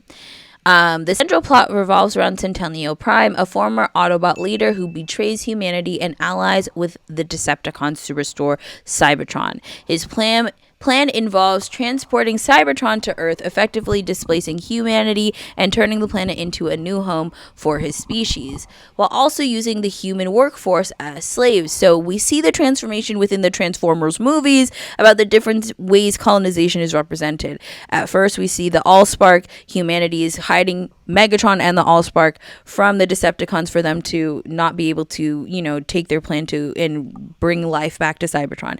Then we have the harvesting of the sun's energy to then bring back life to Cybertron. Now we have the fact that we're going to use technology that Sentinel Prime created in order to make a space bridge to bring the planet of Cybertron to Earth, and now the human population are going to be enslaved to rebuild Cybertron. It's evolved very much over the past 3 movies. There are several ways to colonize, and similar to Avatar, those ways are shifting and changing in accordance to what the colonizer wants at the time, effectively pointing out that the colonizer in question has this insatiable need to continue to colonize, obviously with the humans, and you see this with, the Oankali, and you see this with the Decepticons, not the Autobots. I don't know, child. Are they a different species of Transformer? I don't know. The film leans heavily on themes of betrayal, invasion, and occupation. Unlike the first film, where Earth is defended, this installment depicts large-scale urban destruction and temporary alien control, particularly in Chicago. Again, the response is militarized resistance. Humans and Autobots work together to reclaim the planet, reinforcing the idea that survival depends on fighting back against colonization through force. The deeper implication that even good leaders may choose domination when survival is at stake. So this is a big thing, because Sentinel Prime, like I said, basically sides with the Decepticons before he crash lands onto Earth, and they already have this plan in place in order to throw the Autobots and the humans under the bus, essentially, in order to bring Cybertron here and enslave them. But he crash lands on the moon, so that is years and years and years, decades in the past, and then they find him, they awaken him, it's a whole other thing, and he's able to kind of start off where he left off with the Decepticons. So basically the Decepticons are still on Earth, and he is woken up by Optimus Prime and the Matrix of Leadership, and he's playing the good, I'm a Prime, this is all for the good of Cybertron, blah blah blah blah blah, only to turn around and be like, actually, I fuck with the Decepticons, and I was really working with them the whole time, and I was just interrupted because I crash landed up on the moon, but we're going to continue with our plan that we were going to do in the 1960s because I want to live on Cybertron, and I'm over not having a planet anymore, and this war, and we need to unite under being Transformers and loving Cybertron, so this is how we're going to get our planet back. So there's this idea of if you're too headstrong on a goal, the morality goes out into question in terms of okay, you wanted Cybertron, you want to rehab Cybertron and make it a place where you can live again, but at what cost? And the cost is humanity. and Earth. Ultimately, the film maintains its core logic. Colonization is an act of war, and the only response is to win that war, which is flimsy at best. I again want to discuss the red pill manosphere angle with this particular movie too, because it shows up so intensely. Basically, Sam saved the world twice in those two movies, goes to college, graduates, and basically can't find a job. So it's this, like, I think undercurring, like, propaganda idea of, like, a white man who's done so much for his community and he still can't be employed, and he still is struggling. He's still struggling in society. He may have a hot girlfriend. He saved the world twice. And in this case, he has a second hot girlfriend because the first one was fired from the movie. And he still is struggling in society, even though society owes a debt to him because he saved the world and planet multiple times over without people knowing. That's basically the emotional core of the story, outside of just the whole Autobots Decepticons bullshit, which is so manosphere coded, it's so red pill coded, it's so mediocrity coded, it's so white supremacist coded, it's so great replacement theory coded, it's so anti-DEI coded. I mean, how many conversations can we have about this? So the fact that this is where Sam's character arc goes and kind of ends, it's interesting that you see in 2011 this push for this very entry-level manosphere kind of conversation. There's a lot of beta male, alpha male dynamics happening, and he's very insecure about that. Like, for example, his girlfriend works for this incredibly rich guy who ends up working for the Decepticons, but when he meets him for the first time, he has all these cars and all this money, and, you know, his really hot girlfriend clearly is someone he finds attractive, so he's feeling very threatened by his girlfriend's boss and emotional about it, and ultimately he is able to beta the boss because he sided with the Autobots, and the evil boss sided with the Decepticons. So now he's the alpha again, and he's the beta. There's always, like, Transformers is a movie about beta-ing and alpha-ing Sam Witwicky at different points, and how that speaks to the particular type of surplus male that this is meant to speak to, according to our Department of Defense, to get you inspired to join that fucking military, bitch. Okay, we're at the final stretch, baby. We got this. I've been recording for 2.5 hours. Isn't that nuts? Okay. James Cameron, Fire and Ash, Avatar Fire and Ash 2025. This just came out. Let's get into it.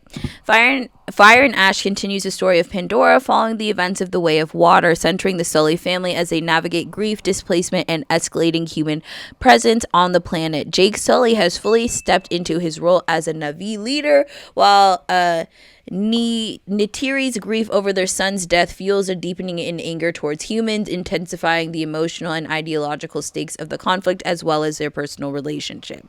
The film expands Pandora's world by introducing the Ash people, a Na'vi clan that lives in a harsh volcanic environment.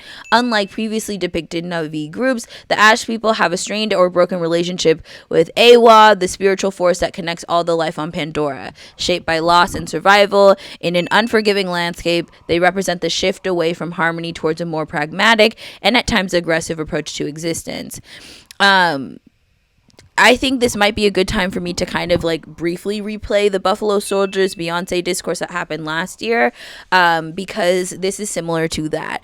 Basically, if you were on TikTok, Beyonce during her Cowboy Carter tour wore this shirt that was, like, had this weird, like, writing about Buffalo Soldiers, which was very anti-indigenous, and people were calling Beyonce out for it, and it erupted into this discourse on the platform as it normally does. That was very divisive. So certain black people who didn't like the critique Beyonce was getting were saying, well, indigenous communities owned slaves, as like a blanket statement, because the critique about the Buffalo Soldiers is that the Buffalo Soldiers were acting on behalf of the American empire to ethnically cleanse or murder the indigenous people off the land so that Manifest Destiny could take its final form. And so with this conversation of the Ash people in this community, this idea of them siding with the oppressor, siding with the Sky people, aka the American military and the corporations, is something that's common. And the thing that I don't like about this is they made it so as if it was the Ash people's choice to do that, when in reality and in practice, this is how the oppressor is able to maintain control even of groups that are able to like create their own autonomy within the confines of colonization. A great example of this is the Maroons in Jamaica were able to fight for an autonomous zone where they can live, and the British government acknowledged that they were able to live autonomously and not be re-enslaved. But the condition was any enslaved person that ran away to that territory had to be delivered back to the British and re-enslaved. So they were able to be autonomous for themselves on the condition that they acted as an oppressor to their own people and ratted them out because they were protecting their community. This is a tactic that is used throughout the colonization of North America through Manifest Destiny, as you can see here. In order for the formerly enslaved people to have some sort of autonomy over their life, they have to team up with the oppressor to ethnically cleanse and genocide the native people from this population. And for certain specific tribes, they were able to win favor with the oppressor by also enslaving African people and peddling the same economy that the oppressor was peddling.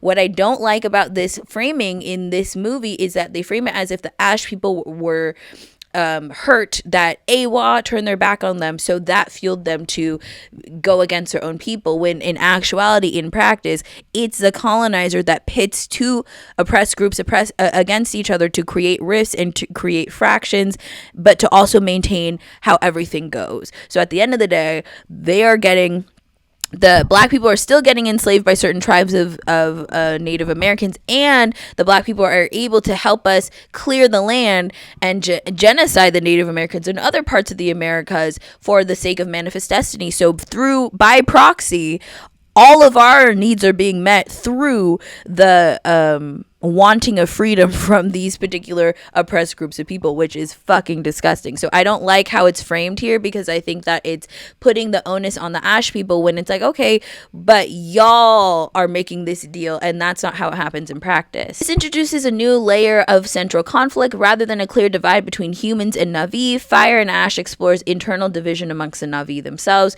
The Ash people's willingness to align directly or indirectly with the human forces complicates the narrative of colonization. I don't think it does if you talk about it from a true perspective, but again, white man writing this and directing this, so of course it doesn't.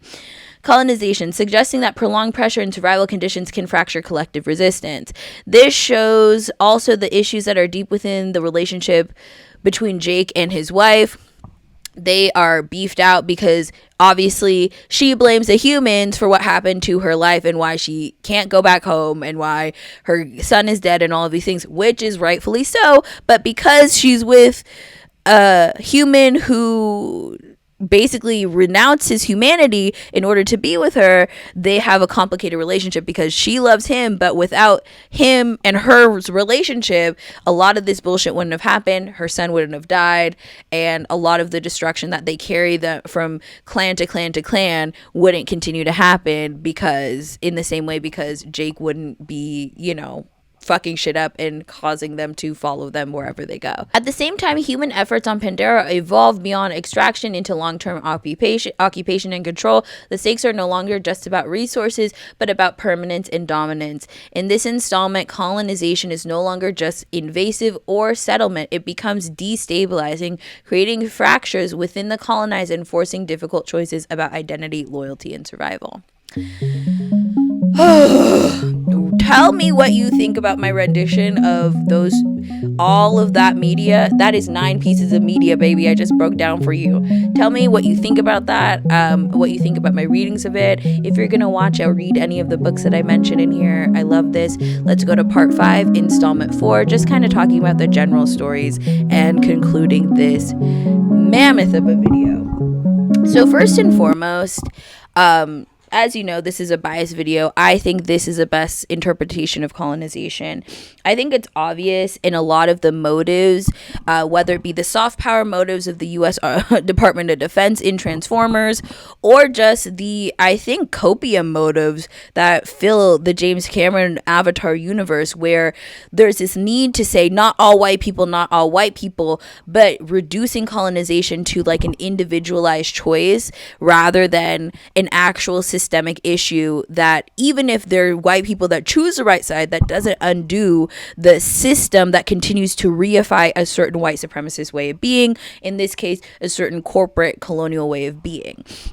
And he fails to understand that. So these, to me, that is a glaring blind spot in terms of where his identity blocks his ability to see some of the realities of what it means to be colonized. On top of that, with Transformers, you see a lot of that red pill kind of introductory stuff. This is a movie series that expanded from 2007 to 2011, and I think that the Manosphere notes in the fact that the Department of Defense was co-writer on that bitch shows a lot in terms of what they think about men, what they think about the surplus men, and how effectively they can, convince a certain type of person to fall into their rank because they're dangling the semblance of a happy life. Again, with Octavia Butler's perspective, the reading is more nuanced. It's way less clear. It's way less good versus bad. It's way more complicated and gray.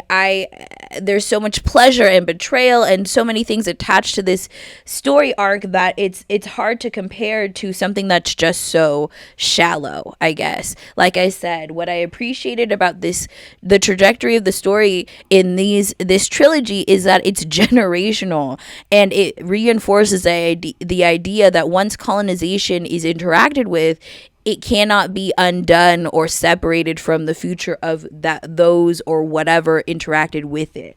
And I think that in Transformers particularly, they keep trying to reinforce like these wars, these specific battles as being the site of colonization. And again, as I said, reinforcing this idea that colonization is something that can be won. And if white people were to be colonized, they would defeat it through military force, which again, to me, is an expression of white maleness and white male whatever, patriarchy. All of that is related to the United States military and all of that bullshit. But again, I think that it shows that you really don't even fundamentally understand what colonization actually means and how it deals with the macro, the external, the territory, the war, but it also deals with the internal, the generational trauma, the biological warfare, reproduction, all of those types of things as well. It's all encompassing. It's in the mind, it's in the body, it's in the soul, it's in the land, it's in the religion, it's in the food, it's in the everything. It's not just a war or a battle where you agree on the time and you fight it out and whoever wins. And I think that, again, that shows Michael Bay's and the white males' blind spots in terms of understanding and conceptualizing colonization in a real way. Not to mention the fact that, in my opinion, all 6 of those movies weren't that great. I give Transformers 1 probably like a 6 and Avatar 1 a 7 just visually, but I was so pissed at the storyline and the lack of maintaining artistic integrity throughout that I kind of was disgusted by the whole thing at a point, if that makes sense. So to me, I don't know, like I feel personally like Octavia wins head and shoulders above these white men and their version of sci-fi. I think identity, introspection, intersectionality, oppression, diversity add so much importance and richness to genres. Where a lot of the people are of the class of the oppressors, so they have a lot of blind spots on how to tell certain specific stories. Like, sci-fi isn't just about colonization. We can talk about technology. We can talk about a bunch of stuff within the concept of sci-fi. We can talk about just normal society. But if we're talking specifically about the subgenre of the alien invasion, which to me is the expression of the white male stress and anxiety of colonization, of them being the victims of colonization, then You need to stick to the rivers and the lakes that you used to, babe. You know nothing about colonization in a real way except for being the perpetrators. And I think that there are subtle ways in both of those stories that show that you are a perpetrator of colonization and not necessarily a victim of it. And so when it comes to gray, nuance, richness, small details that reinforce the concept of colonization in a small way, you're unable to do that. Or they're unable to do that. What else? Oh, the other thing about Octavia Butler's version too is that this is completely unavoidable. Like, it truly, like, matching these two together was really a flex, because in book club we read Kindred, then we read these 3 books. Like, this should be a quad together, because the idea of slavery, the concept of being enslaved, the concept of wanting your freedom but physically not being able to unless you kill yourself, is the reality that we're seeing in more subtle ways with Theo and Kali. The reality that there's no way out, there's no war to be won. This is the reality now. I'm the captain now. And what are you going to do? Are you going to kill yourself? Are you going to, whatever to get out of it? It really is colonization when there's no other option except for accepting, transforming, changing your reality and negotiating your little privileges within that, or dying, which I think is very, very, very similar to the realities of slavery, and what my people have survived. So again, bias, yes. Black women reign supreme again, obviously, what's new. But I give Octavia Butler 30 points. I give Transformers, I'll say a solid 12, and I'll give Avatar a 10, just because, like I said in the beginning, you try to act like you're better than Transformers, bitch. You try to act like you're the woke version of Transformers and colonization, bitch, talking from the perspective of the colonized, bitch, but it's really a white man. It's giving fucking, what's it giving? It's giving them Uncle Remus fucking stories that were written by white men to depict how slavery wasn't that bad. Okay? We're not doing that shit. We're not providing cover for colonization. It just is and needs to exist as it being what it is. Because I just, like, honestly hate when people try to lessen the reality. Like, there's no ifs, ands, or buts about it. Colonization is all encompassing, it's all consuming, it's forever changing, and it's a negative situation to happen. And victims of colonization deserve that to be able to be discussed in its totality without white people trying to run cover for what their legacy has attached to it. I don't fuck with it. So, yeah. What else can I say?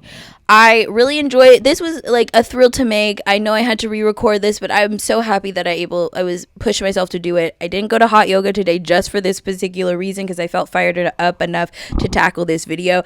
I'm so happy that this video is made, because it makes me so happy. It's truly like a video that I know hasn't been created before. It's like me being purely me in terms of what I think about on a day-to-day basis. Not saying that I'm like above anyone or anything, but I like put so many things together all the time. Like, I'm always thinking.